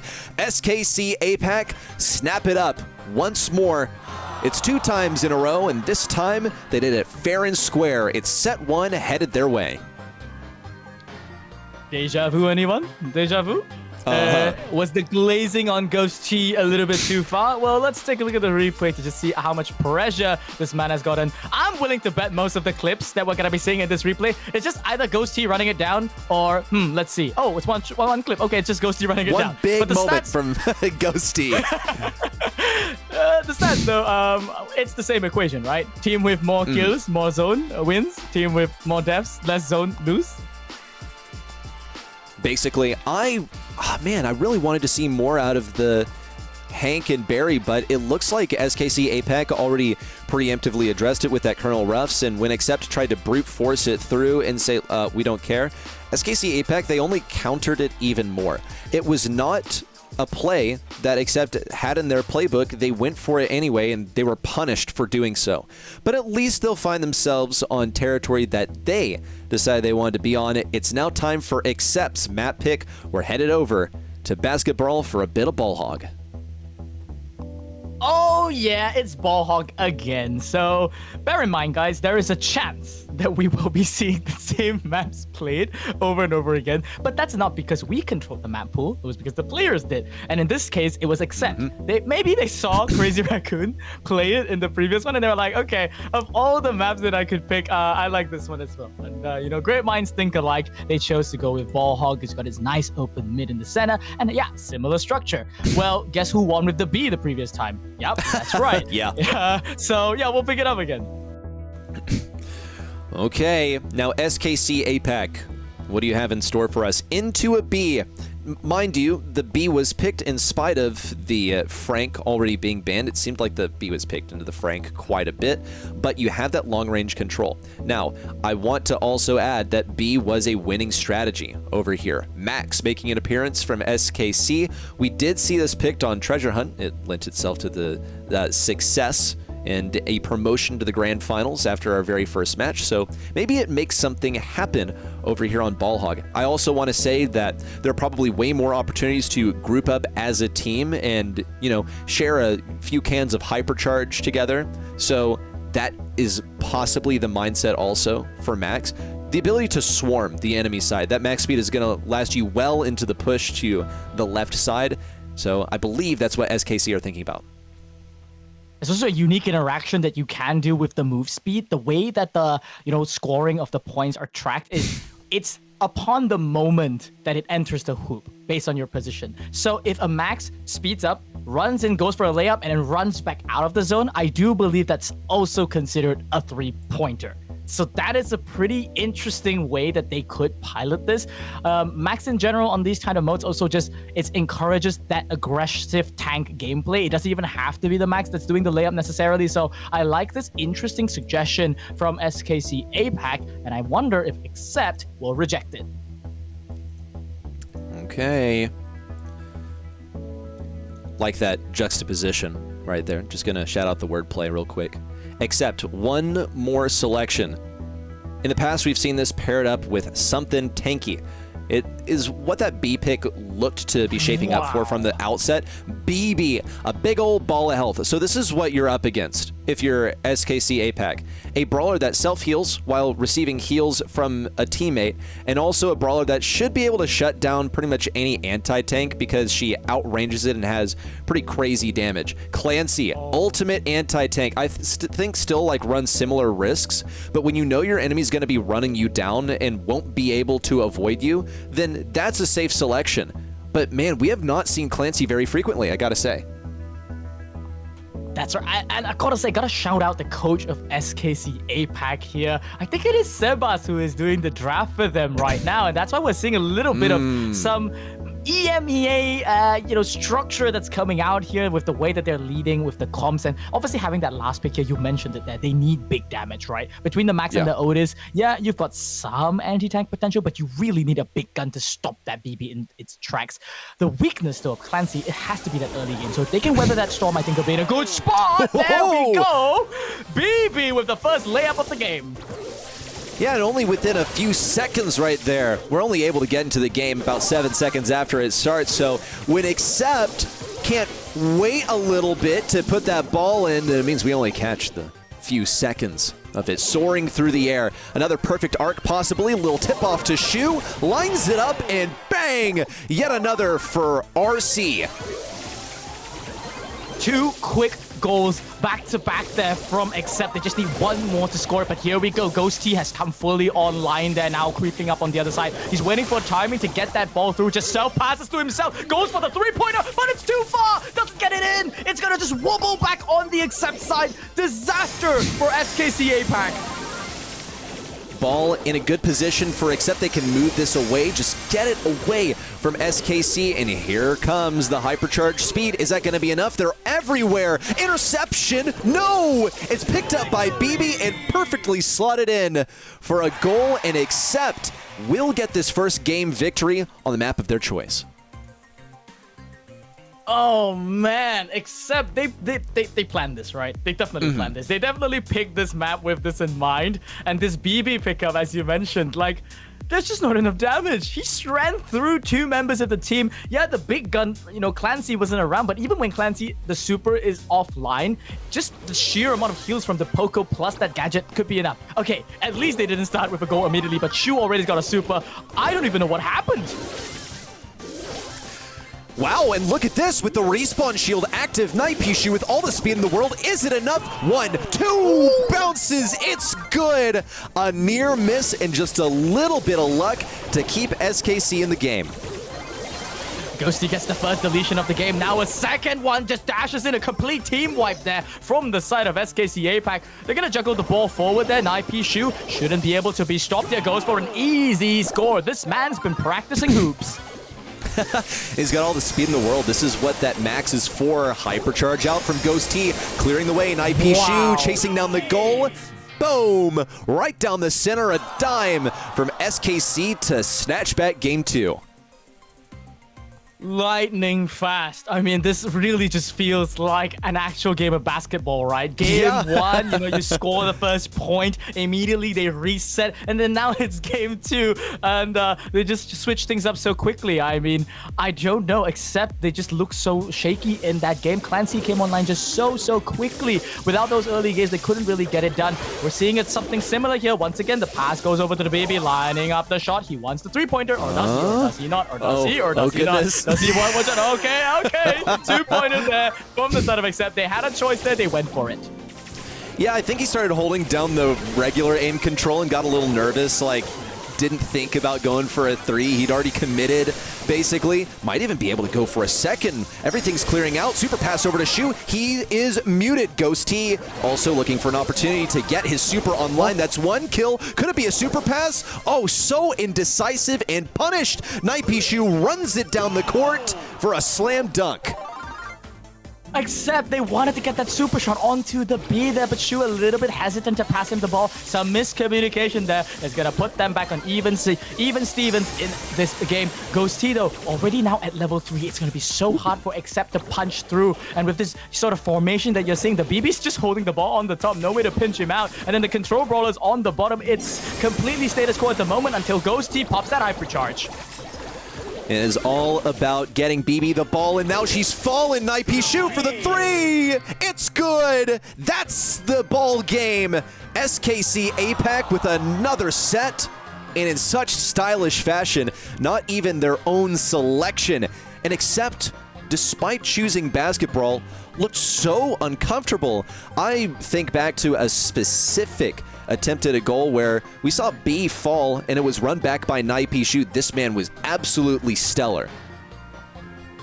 Yeah, it looked like SK Kalala's APAC was the team that was more comfortable on this map almost. You're going to be seeing a lot of that here, the way that they control the ball, the formation of the team. It seems to be a lot easier to play also when you don't really have a traditional tank. This Max just ties the comp together. It's that brawler that as soon as you mentioned, a single brawler goes down, you get the speed, you can just dash across the entire map here. This is that one, goal that kind of looked a bit shaky there from Accept, but at least they still got it and they got it done. But Nightpishu, I expect that he was the one that did the most layups for the team, and rightly so.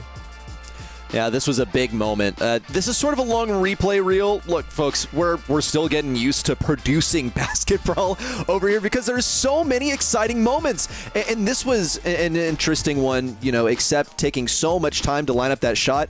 This was Nightpishu running it down solo for a total dime. And we'll get a quick moment to just glance at these stats. Ghost T was an awesome defender. Really, Accept with their tanky, death ball offense was no match.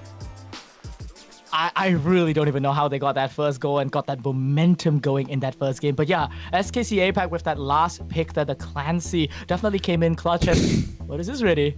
Hey, what's this mode? And what is this map? We've not seen it so far today, have we? It's a little new, isn't it? Just kidding. No, it's Starguard. Yep, it's a good old bit of brawl hockey. Wide open map. Get forward, get that puck, and slap it in to the opposing side. We've seen rapid goals with brawlers that dash, and unlike some of the other modes like basketball, for example, this is one that has been in the Power League, or excuse me, it's ranked now. You know, old habits die hard. It's in the ranked, or has been in the ranked rotation in the past, so I think our competitive players have had a good amount of exposure to it, but probably wasn't too favorable, a little bit thrust upon them. Now it was actually their choice to go ahead and pick up this mode. So what do we expect to stay the same, Spoo? Because previously you've seen prioritization on things that have stuns, but also anything that can control at a long range so that they can keep a distance from the puck to intercept and act as a goalie.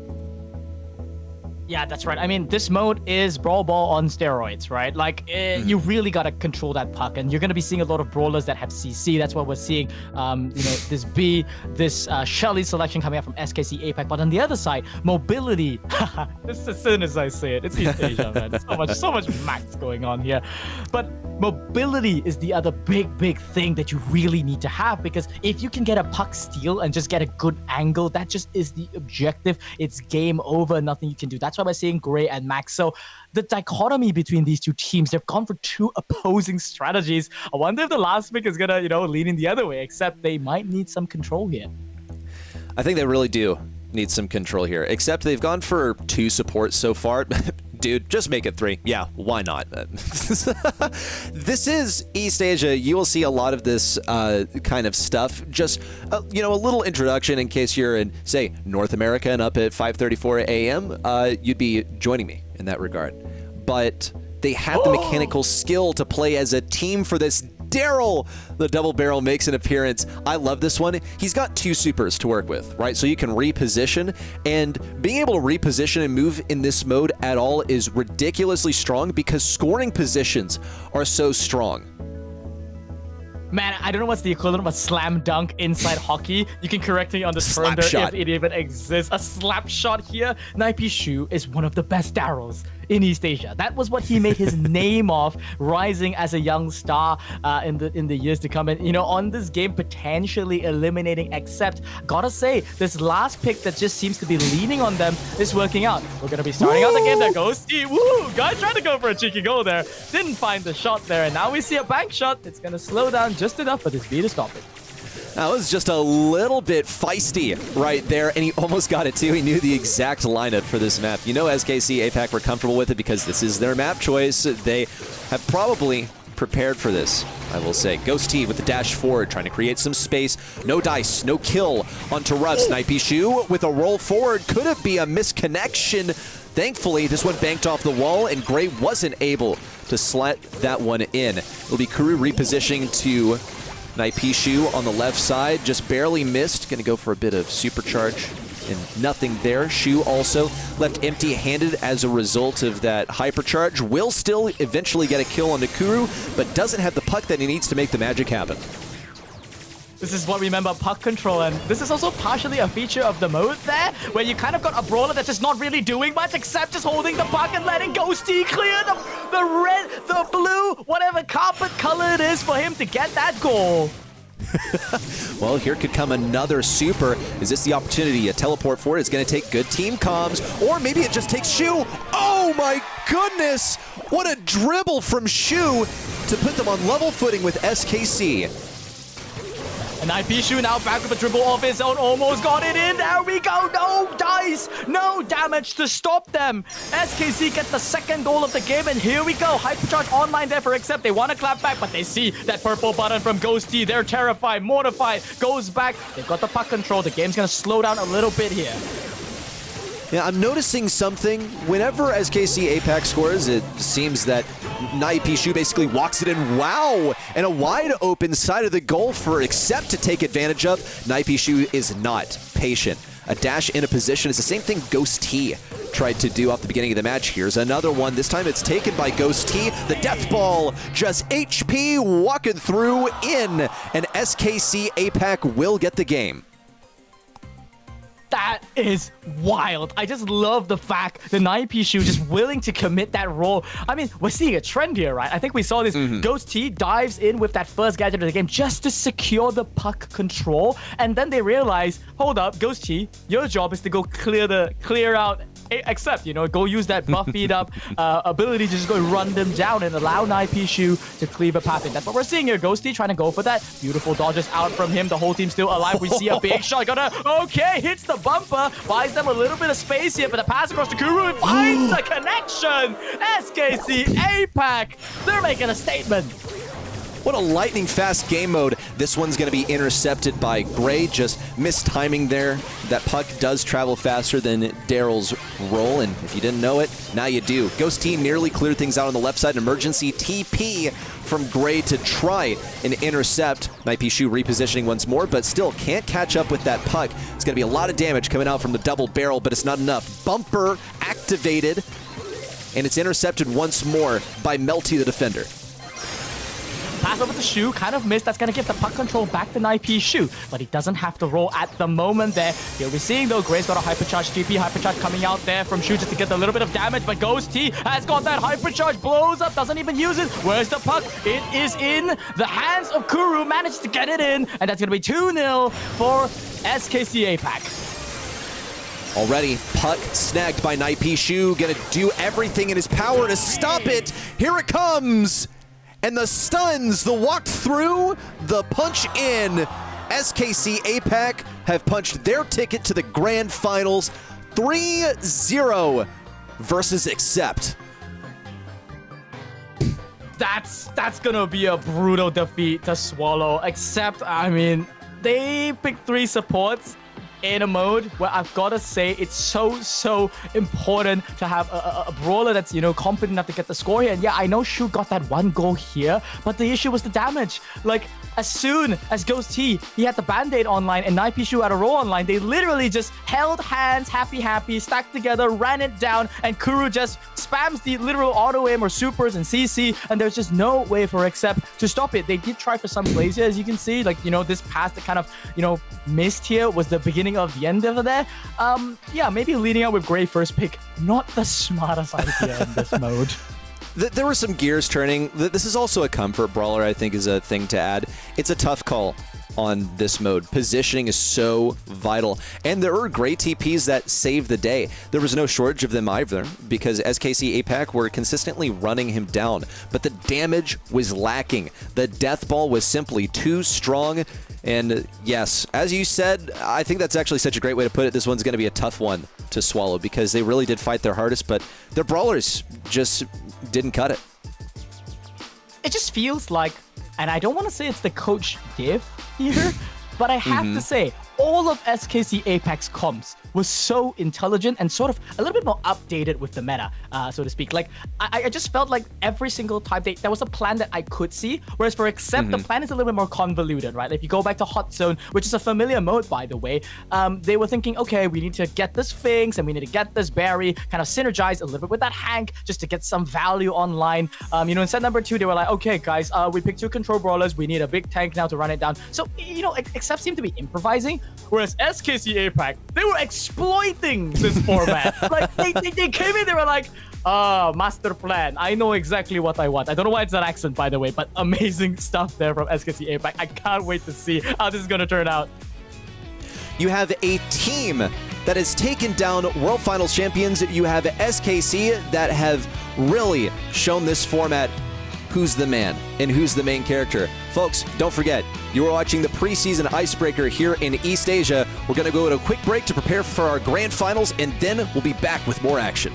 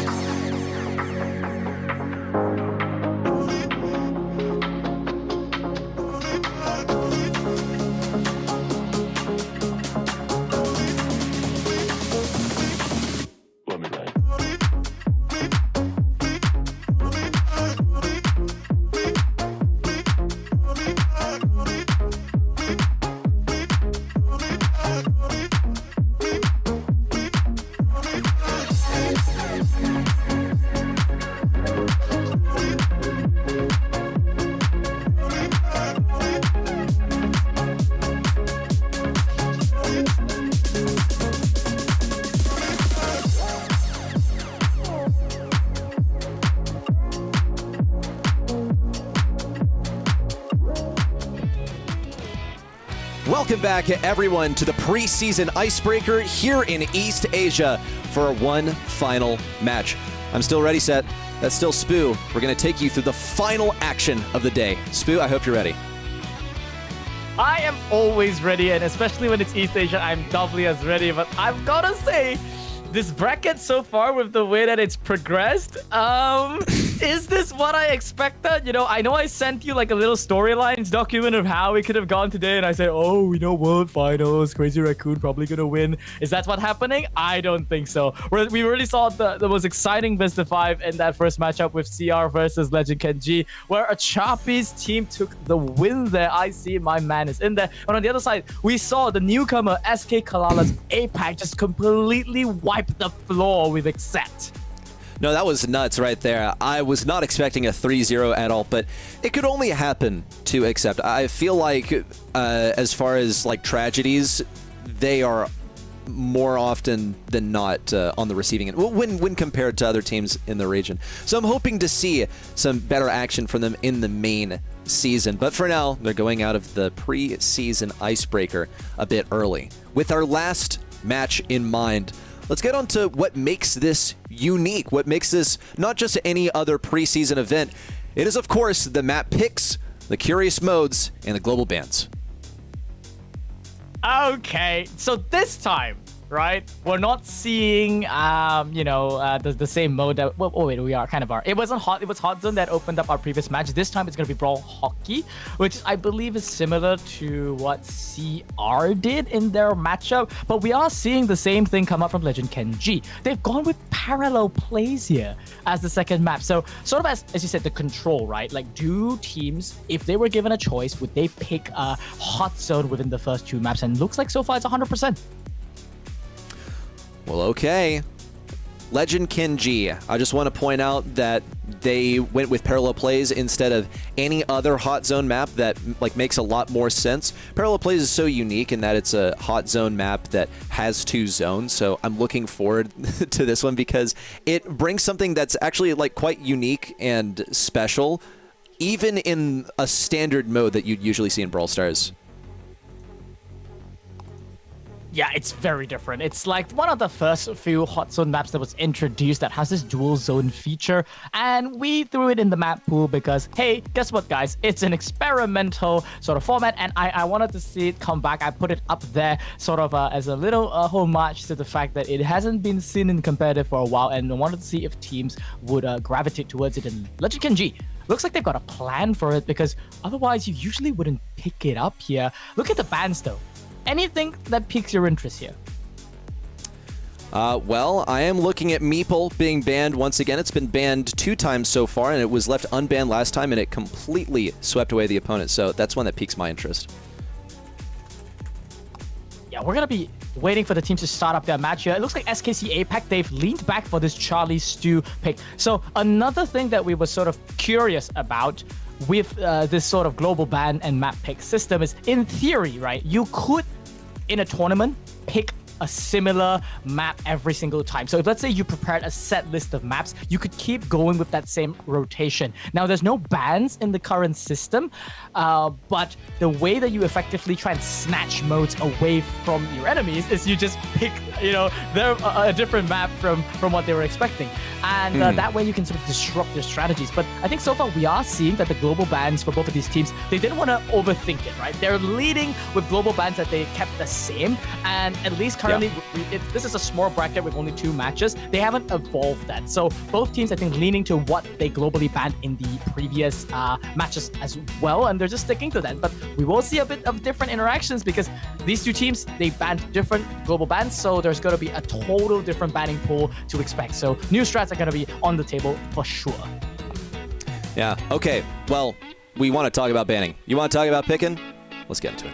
Let's start talking about our draft over here because we've got it. Shelly, first pick is already rolling out, and we did miss a couple of picks there, but just a little technical issue on the back end that we quickly resolved. Don't worry, folks. You didn't miss any important action. Yeah, we surely didn't miss the queen of Brawl showing up here. It's gonna be Shelly. You know, a nod to the queen herself for sure. This brawler, it's the first brawler in the game. And every time, I just want to point out, statistically, whenever Shelly has been in the meta, it's always because something insane happened in the balance changes to make it happen. The last time she was given a very fast move speed, and that catapulted her into competitive immediately. Years later, she got a hypercharge, and then she was insane, and now she's got a Buffy. And I always like that. I like Shelly metas. I think it's interesting. Okay, Tara now making an appearance on the side of SKC. Now, what do they pair up with this? I do like Tara just as a defender, also being able to like spam those shades to block stuff from B and Shelly sticks out to me. Yeah, it just looks like it's a recurring theme there for Legend Kenji. You know, the Shelly pickup is really, really strong as a overall defender and, you know, sort of a frontline, just all-around good brawler there. And B, you know, in these maps so far has just been big damage, you know. In this Brawl Hockey mode, structurally, it looks like a lot of teams are going for this like one long-range sharpshooter, just hang back and catch stray balls that fly around. And on the other side, you want to have two aggressive brawlers to just keep pushing and trying to get control of that puck. Now, SKC APAC though, the melody slipped through, and I'm looking at two brawlers that, frankly speaking, I'm just gonna pretend I don't know what these things are. Tara and Mo in this mode, is that even a thing? I guess it's a thing on Brawl Ball, right? And this is close enough to Brawl Ball to apply some of the same ideas. That's just my opinion. Once more, though, Legend Kenji, they're pulling out a draft that I'm pretty sure we've seen this exact draft before. The same old, a couple Buffies, slap a B between them, and you get a winning strategy. But I do like SKC APAC's strategy for its creativity and how traditional it might be for Brawl Ball. I guess minus the melody that has fallen off in recent months. But don't take it from me. Take it from the players themselves. Folks, it's time to kick off set number 1 of the grand finals here in the preseason icebreaker in East Asia. Okay. And no goal scored just yet. That's been a trend so far that we've been seeing, that as soon as we load in, there has been a goal. That's not happened just yet. We do see, however, though, Naipishu tried to secure that puck there, but I see back on his favorite Frank of the century there, just flattens out that melody. Now a pass over to a Chapi and almost slotting it in. And Naipishu catches it in the back. Well, this could be an offense for SKC APAC. Banked off the left side, deftly intercepted by a Choppy, just doing his job as the B. Could that be it? The angle? No, not quite. It bounced all the way back around, possibly due to that broken wall. Kenji also just waited for that one to bounce back up, taking his time, being very patient, analyzing the situation before going for his big move. Really wants to smack it off the bumper on the right side, but no, intercepted by Naipishu and blocked once more by a Choppy. That's the reason why you draft these kind of brawlers there. Interesting choice there by a Chapi to just go for the big shot there. If ball control was retained by IC, that maybe could have been converted to a goal, but instead big hypercharge coming up from Ghosty. Zones down one, the drill continues cycling around IC, unable to really get it, but wow! What an insane shot from Naipishu! All the way from downtown, and that is just the risk. No! And it's left. What? You gotta be kidding me! A total bunny shot sacrificed by Naipishu. A narrow angle and a tough one to hit, but that was his opportunity to make this 0v2, and it's gonna remain 0v1. Naipishu goes again. Once again, it's a pass there onto Ghosty. Successful. Chapi had to intercept it. So Ghosty took that opportunity, zoned in with that Mo super and got it. Okay, Naipishu, he's calmed down a little bit there, right? He got that super and now he's going to pass over to Ghosty. Same point, same tactic. I love it. I love what SKC APAC are doing.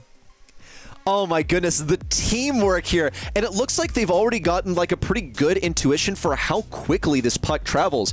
Something I have to note also is that was on a super pass, and that went even faster. So just wonderfully executed by SKC APAC.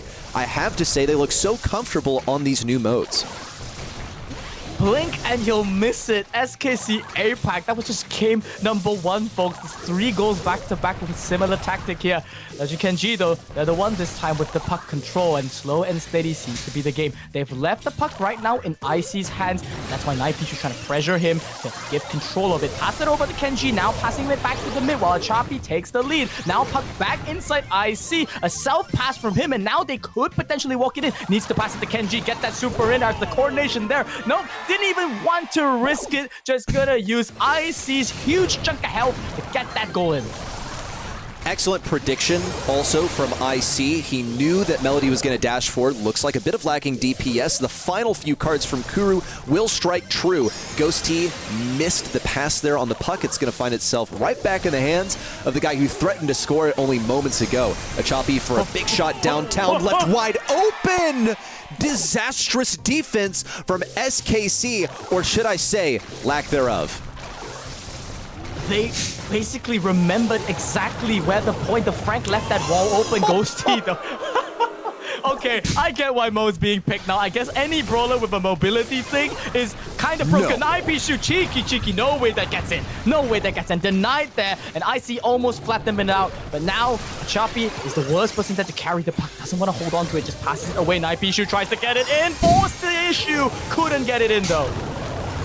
I'm just going to say now, SKC might single-handedly justify the addition of this mode to competitive. With the show that they're putting on and how expertly they're executing. Achapi wasn't able to get that. Okay, that was really confusing. It looked like the puck just went through a gray TP, but I'm just going to hold my tongue here. Is Nightpishu able to catch up with this one and generate a goal? He had only 1 dash left. It just wasn't worth it. A little exchange of the puck, and it finds itself scuttling over to the side of SKC. Legend Kenji hold the lead. They just need to hold it on for another 18 seconds, but puck control. Name of the game there. Melody's got it, but he doesn't have that super. Nightpishu can't make miracles happen if he doesn't have the numbers for it. Goes for a pass there, and Icy's just like, haha, you gave me the puck. I'm gonna send it to Mars. Good luck. It's not even Mars. It's the goal. He memorized it. A stellar finish, not even needed. That's a statement of confidence for Legend Kenji. That's just ridiculous right there. I can't believe it. Now, Spoo, I'm going to be talking to your PNG for just a second here because, unfortunately, you've disappeared for a second, but we're going to get you back in just a second. Look, the show goes on. We've got games to spectate. I can't wait to get into number 3 over here. Legend Kenji and SKC APAC once more. Nightpishu, you're a monster. I can't believe it. Oh my god, that's just so quick of a goal there. I see what goes for one of himself. Ghosty! He was underground. Couldn't really secure the puck from beneath there. And it's all tied up 1-1. It's pandemonium that we're watching here.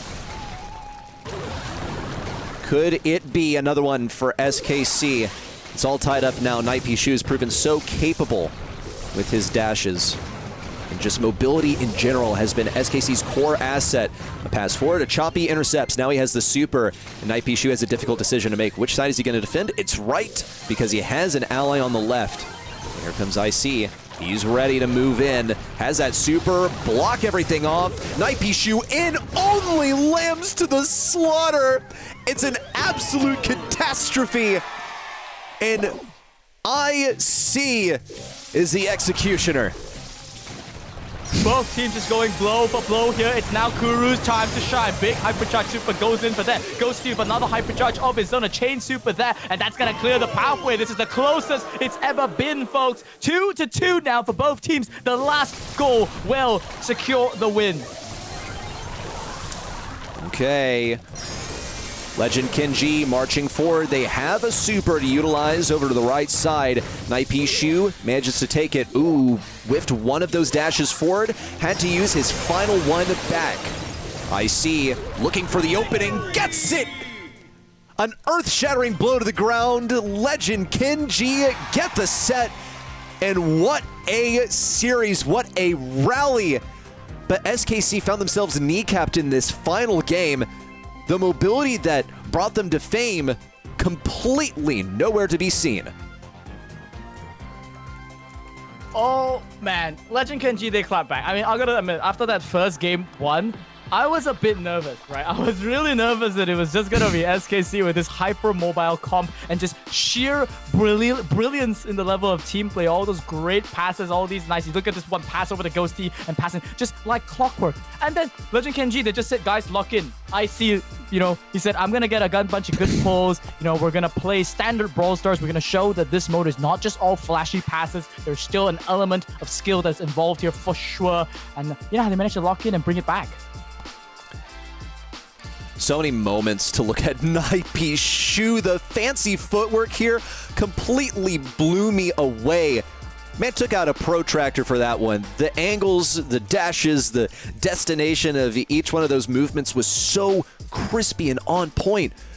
Wow, it's a shame they didn't manage to take the win in the set in the end. And this was their selection as well. Oh, Legend Kenji is shaping up to be a formidable foe, not just a flash in the pan, with their victory against Crazy Raccoon in that first match of the evening. We'll have to steamroll on past that, though, because we're already shaping up for another draft. This time on Parallel Plays, it's time for set number 2. Okay, so Legend Kenji have already taken a win on a map that isn't theirs. Now, I'm kind of pressed to think to myself, are they gonna, you know, run it back, and now they're back on their own map. So essentially, whoever wins this map number 1 kind of seems to have a, I don't want to say an advantage, so to speak, but essentially every time you win on a map that isn't yours, you're in a very comfortable spot in the structure of this format. Now let's look at the bans real quick, and I'm seeing a Mortis ban. Well, he's got a Buffy, I guess. And he's annoying. He's going to dash to the enemy's side and just be a thorn in your side. Yeah, there was some nerfs that came into that, so he can no longer like cycle supers in the first edition of the way that Buffys were being used. So that, you know, the Mortis gadget was previously allowed to charge super, which basically allowed this Mortis to be, you know, cycling super after super after super. And I think on this map where throwers are kind of really, really important, it's expected to you know, understand this ban. But meanwhile, so far, in terms of the picks, yep, we're going to be seeing the Shelly come out there from the side of SKC APAC. I believe they want it in their hands this time. Just the Buffy brawler, and in general, it's just really, really strong. They're gonna lean back with this Gray and Trunk once again. We've already seen it once in the hands of Ghost T. And meanwhile, the side of Legend Kenji, they have picked a bit more of a traditional Parallel Plays comp. No Buffy brawlers just yet. Not quite, but there's always pick number 3 to throw a bit of a, as they would say on the other side of the pond, a spanner in the works. You think Frank into the Trunk? I feel like we've seen him suffer so much already. And then into the Shelly, also there's counterplay. Like, I do have to wonder a little bit. They have a great defender. They're going to go even more on defense. And Cordelius can actually be like such a nuisance on offense as well. Should be able to shut down that Trunk pretty reliably. I don't see a good matchup for the Trunk except for the Juju. And even then, he's going to have to attack her through those walls, basically, because she will be able to get away and she'll be able to survive his attacks with the gadget. Yeah, it's a hard counter, right, for any brawler in the game. You just take them out of this. In this case, in Parallel Plays, it's gonna fulfill the role, I do believe, of the sort of primary attacker here.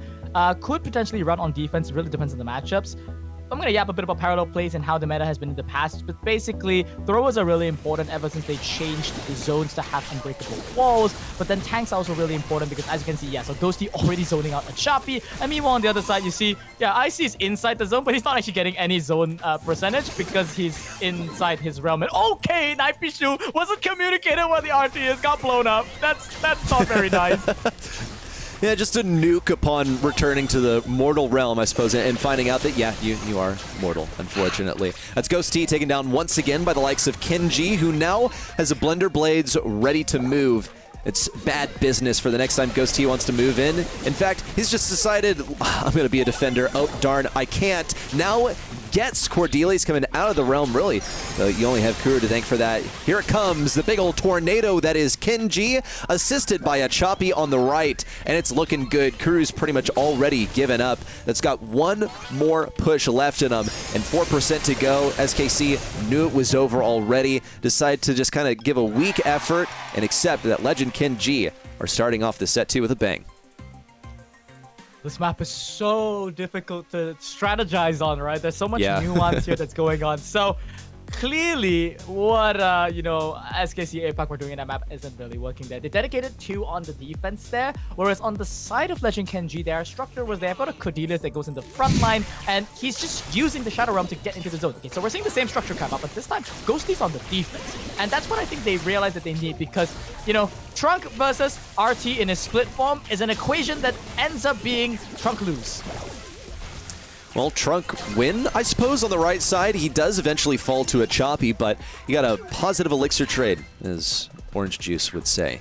Legend Kenji, however, stands strong in their position. A choppy is going to lose some of his bushes. Really nice walking cane there from Kuru. And the interaction with Cordelius is a bit of a stalemate as of yet. He's trying to sneak over, but the comms are looking pretty good. Still a trade on defense, and the home zone has been captured by both teams so far, but Legend Kenji leads by 2% on SKC's zone.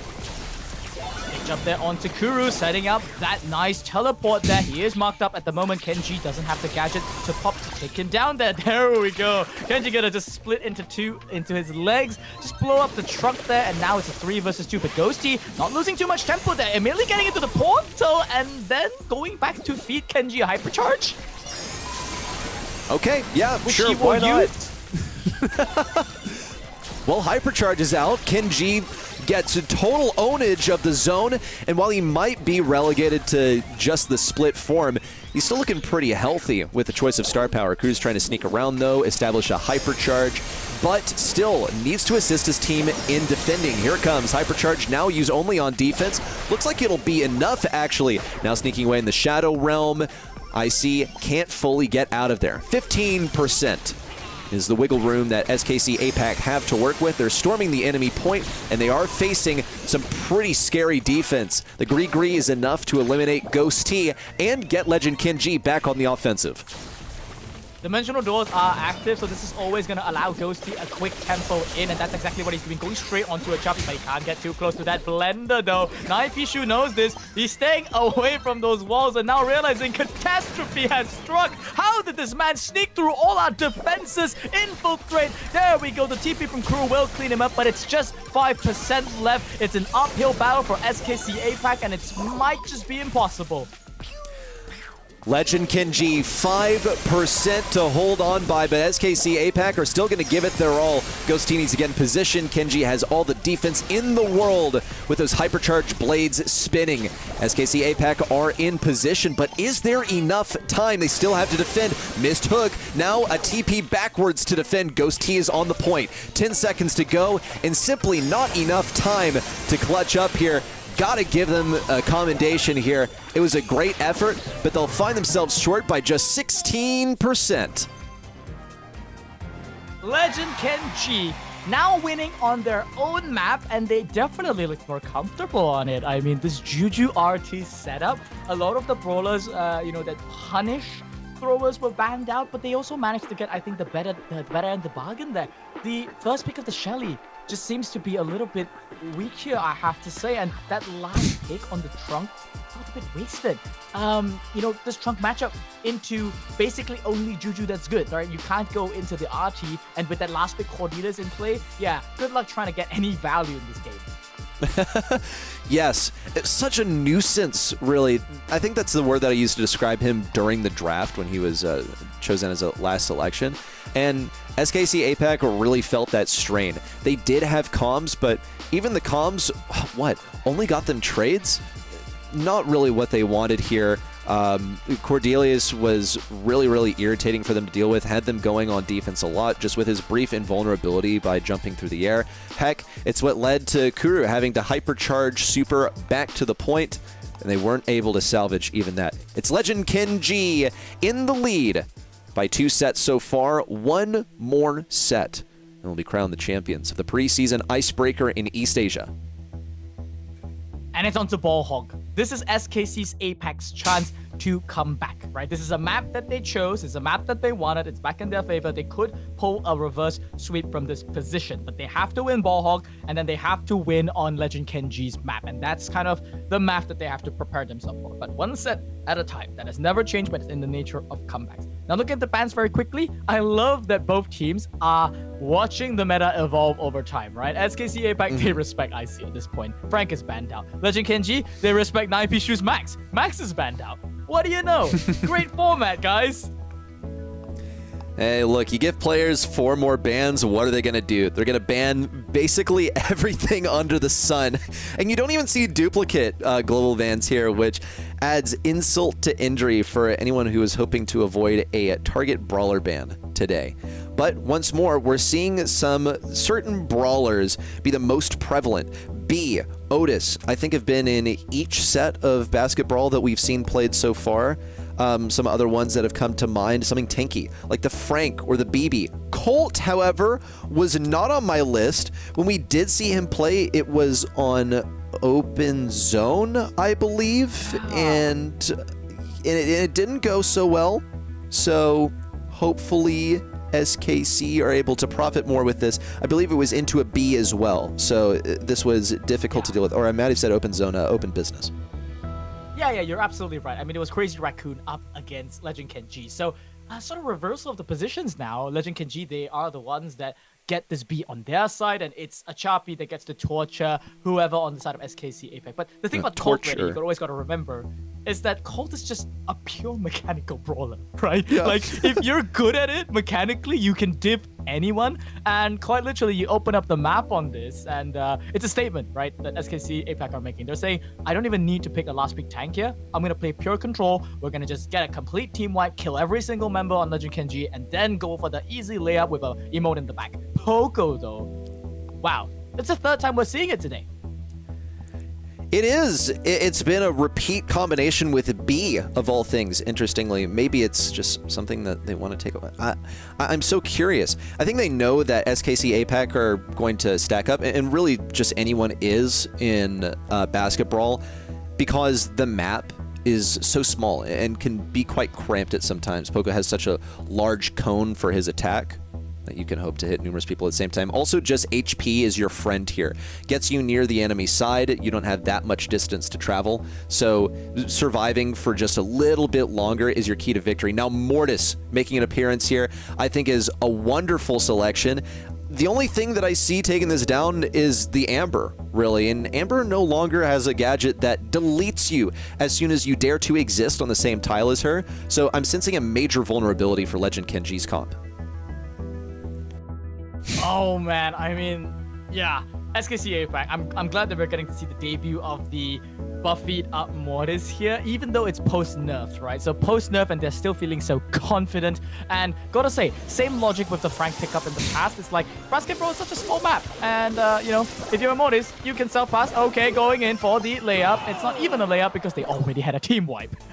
It's 2 points on the board for SKC APAC, but now Legend Kenji have something else in their arsenal. They had that Poco Super, and it's gone. But at least they got a Hypercharge for their troubles, and he's got to be pretty close to getting a Super of his own. Knows that he cannot afford to walk forwards into Kuru, and was punished even while he ran away. Naipi Shu with a bucket and a dash away for a little flourish. Oh man, that's 2 goals already for the side of that. APAC, I think you're going to be going for that.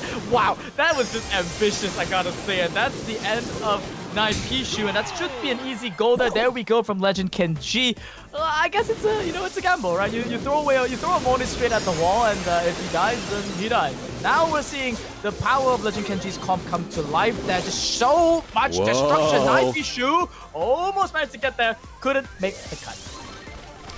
A Choppy gets Ghost T down to just a fraction. A desperate attempt from IC to score this goal, and wound up walking to the entire enemy team. Kenji needs a DPS, no dribble forward. In fact, it goes right into the hands of IC, whose Ghost T is all over, but the healing is simply too much for him to punch through, and he'll end up fighting a fruitless battle with his Hyper.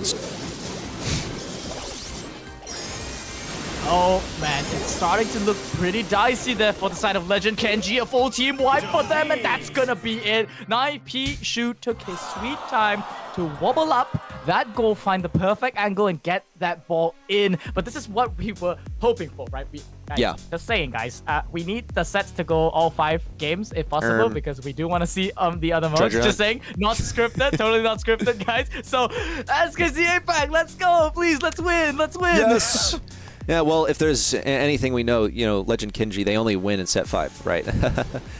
Imagine if the same thing happened to them that they did to Crazy Raccoon, only in that first match of the night, where they got to numerous match points, wound up going all the way to set 5, only to fall to Legend Kenji. Will they become the recipients now? SKC APAC have a plan, and it's wearing a top hat and a cape.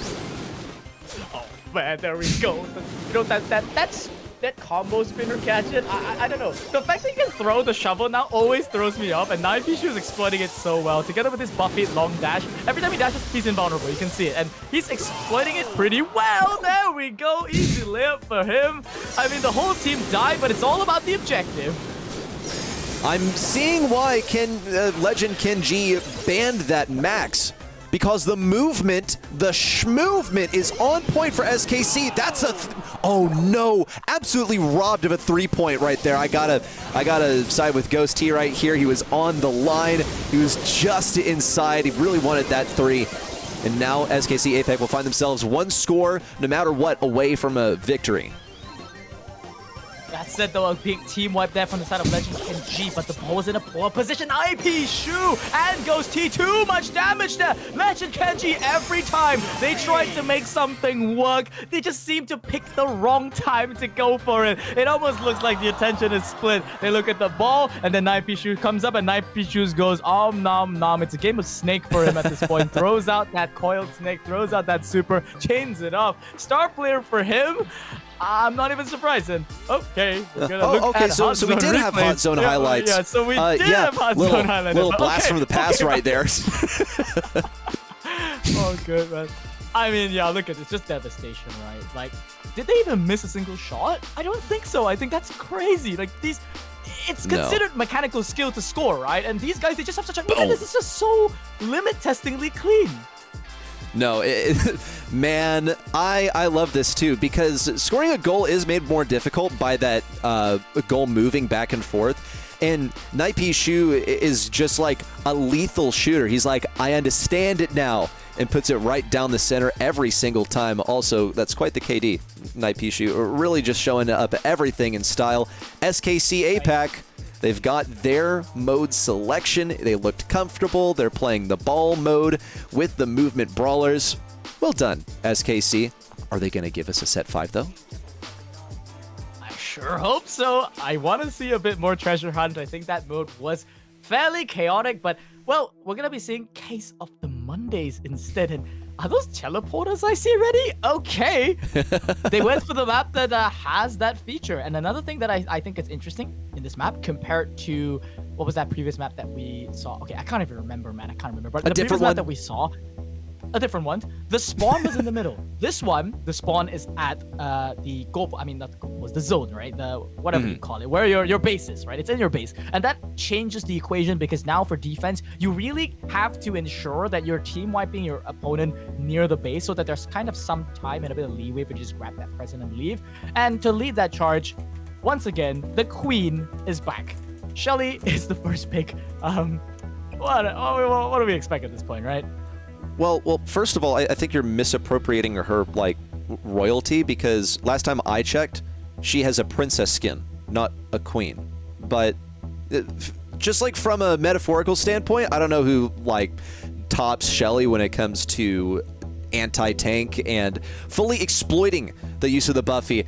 And here she comes, Mina, which was woefully left unglobally banned. That's kind of a mouthful of words. But it was global banned 2 times in a row in our previous matches. Now is fair game, and Legend Kenji are pulling out all the stops. They want to end this here and now.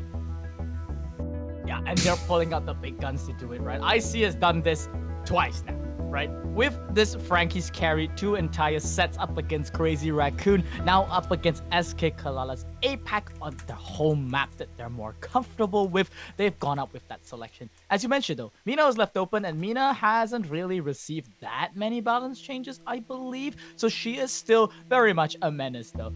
However, SK Kalala's okay, they made a statement in Brawl Ball to show that the Buffy Mortis is still one of the most broken brawlers in the game in the right hands. And gotta say, East Asia, they love their mechanics. They've got 2 of the most mechanically skilled players in there in SKC APAC, and they picked Mortis in 4. Position 4 means there's still a last pick to counter it, but that's just insane amount of confidence. No, it really is. But I gotta say, they've already gotten their Shelly out of the way. One of the top ways to counter this brawler up front is gone. Look at this. They've also gotten rid of Cordelius. So Legend Kenji are gonna have to scrape the bottom of the barrel for an anti-tank, because also Charlie is globally banned by SKC APAC. They've opened things up for movement brawlers 100%. That's why they've been able to be so successful with them, because they've pretty consistently given themselves good settings for these. But it wasn't a one-size-fits-all solution. It didn't get them to success on Brawl Hockey. Crow now is going to serve to basically slow everything down, make sure that Mortis never really pushes in on full HP and doesn't get to heal as much and chain those bats together as successfully as he normally would. I don't like it. I think there might be some interactions that it will matter there. The healing reduction there onto the Mortis is a good shout for sure. But also just look at the structure of the map, right? If you can just poke them around these walls constantly, I've done this myself in my games, and with Kenji's help to sort of gradually open up the map, Crow can be a big menace. So it does seem to put SK Kalala's APAC on a timer. And that worries me because I don't want them to lose so we can see map 5. Just give us a little bit more brawl action, folks. Come on, SKZ APAC. I know you can do it. Give Legend Kenji what they gave to our goats on Crazy Raccoon, who went out so early in the competition. Could this teleport be used? It's being baited by Naipi Shu, but his time has expired. Now he could get closed in upon. Now avoids that Mina, going straight for the backlines. Meanwhile, SKC APAC, they're locked on full defense with this Lumi, and they're rotating Shelly forward to play a more aggressive position. Gradually closing around Kenji. Some exchanges in positioning. Looks good for Legend Kenji so far. Naipi Shu's playing a game of catch me if you can, right? Like with this teleporter. Okay, he's finally been pinched out into oblivion here. Bye-bye. There we go. A little bit of annoyance there, and he's been completely taken out here. That was a good one there. That's the first death for Naipi Shu, but so far no objectives have been traded. Both teams just seem to be gradually charging it up. And these teleporters, man, they're just so useful to get a quick retreat. And Naipi Shu is using it to infiltrate though on the back lines, but 2 defenders not gonna go anywhere.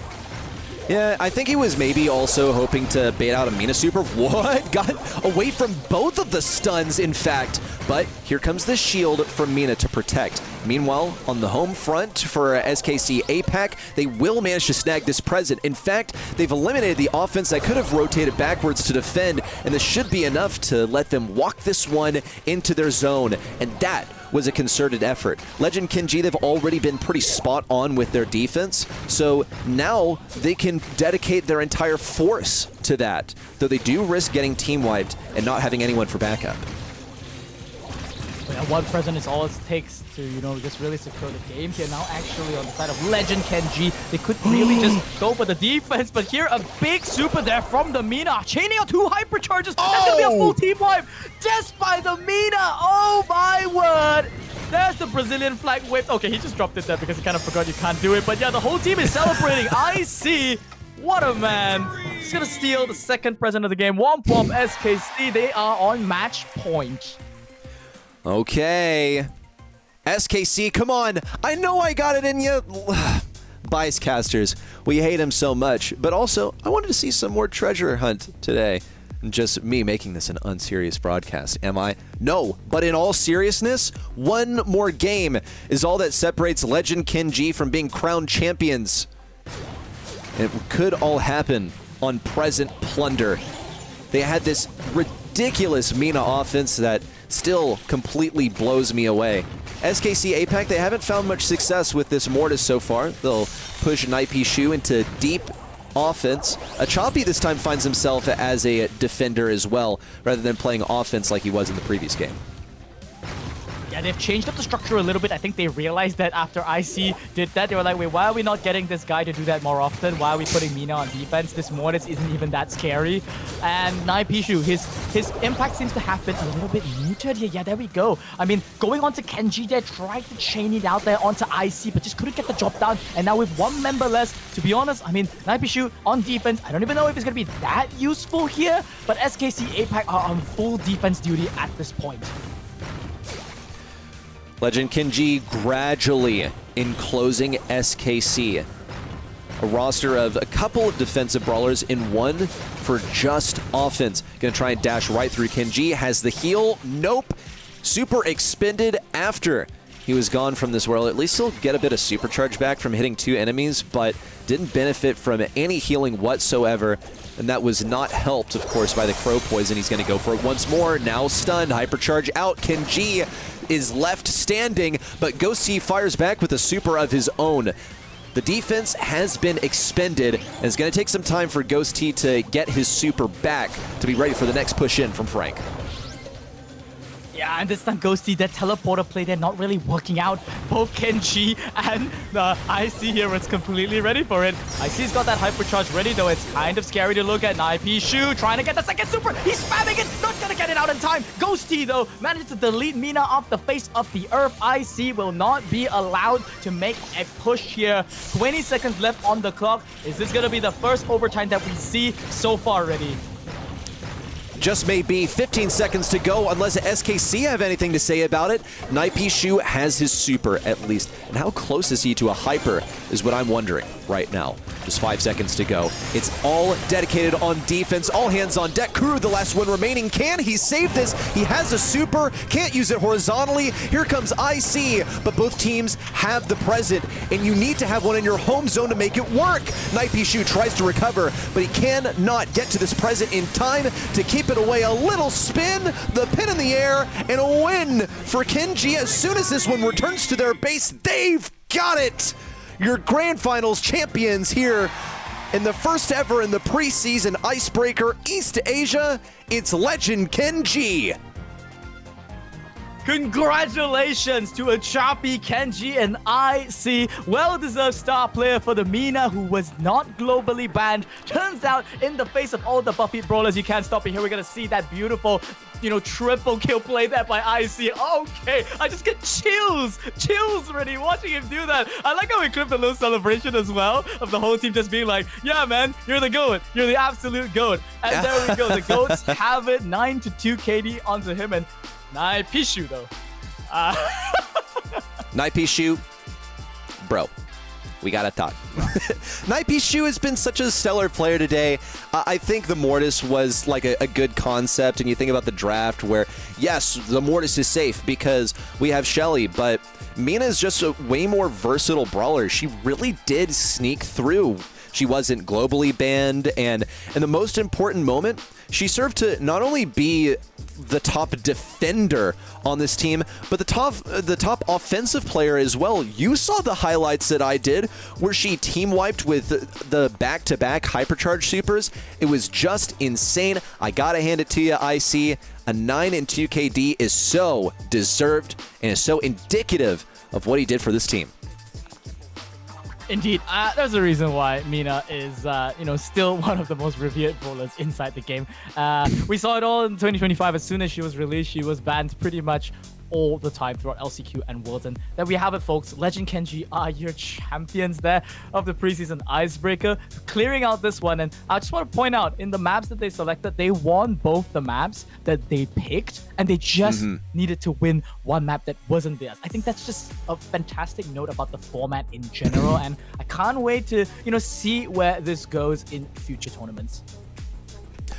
Well, and speaking of future tournaments, we have one happening only a few hours from now. Folks, if you tune back in just an hour and a half, we'll be live with the Preseason Icebreaker EMEA. You absolutely will not want to miss it, but we can't really get too ahead of ourselves because we got to say goodbye to East Asia. I just want to say thank you real quick to East Asia and all the folks for turning out today. It has been an absolute pleasure bringing this to you, and I hope you enjoyed this fresh new format. We've got 3 more shows coming to you this weekend. Spoo, any last words? None from me. Goodbye, East Asia. Thank you all for playing. We hope to hear from the players soon as well. And folks, if from viewers as well, if you guys are enjoying this format, if you generally have any comments, just put it up on social media. Just talk about it. We don't really have an official hashtag for it, but if you put anything about the Preseason Icebreaker, we'll read it, okay? Promise you, I will be reading a lot of this stuff. If you guys have any thoughts whatsoever on the modes, the global bans, this map pick system, just shout it out. Put it out there. Let the world know it. The team is reading. That's all I'm gonna say. It's been fantastic. This happening at all is evidence of a Brawl Stars meta that is changing in a competitive format that is subject to change and new ideas, and we care what you guys think. So be vocal, let us know your opinions, and I hope you're open-minded after seeing the action that transpired today. Everyone, you have been watching the Preseason Icebreaker East Asia. We'll see you in EMEA in an hour and a half.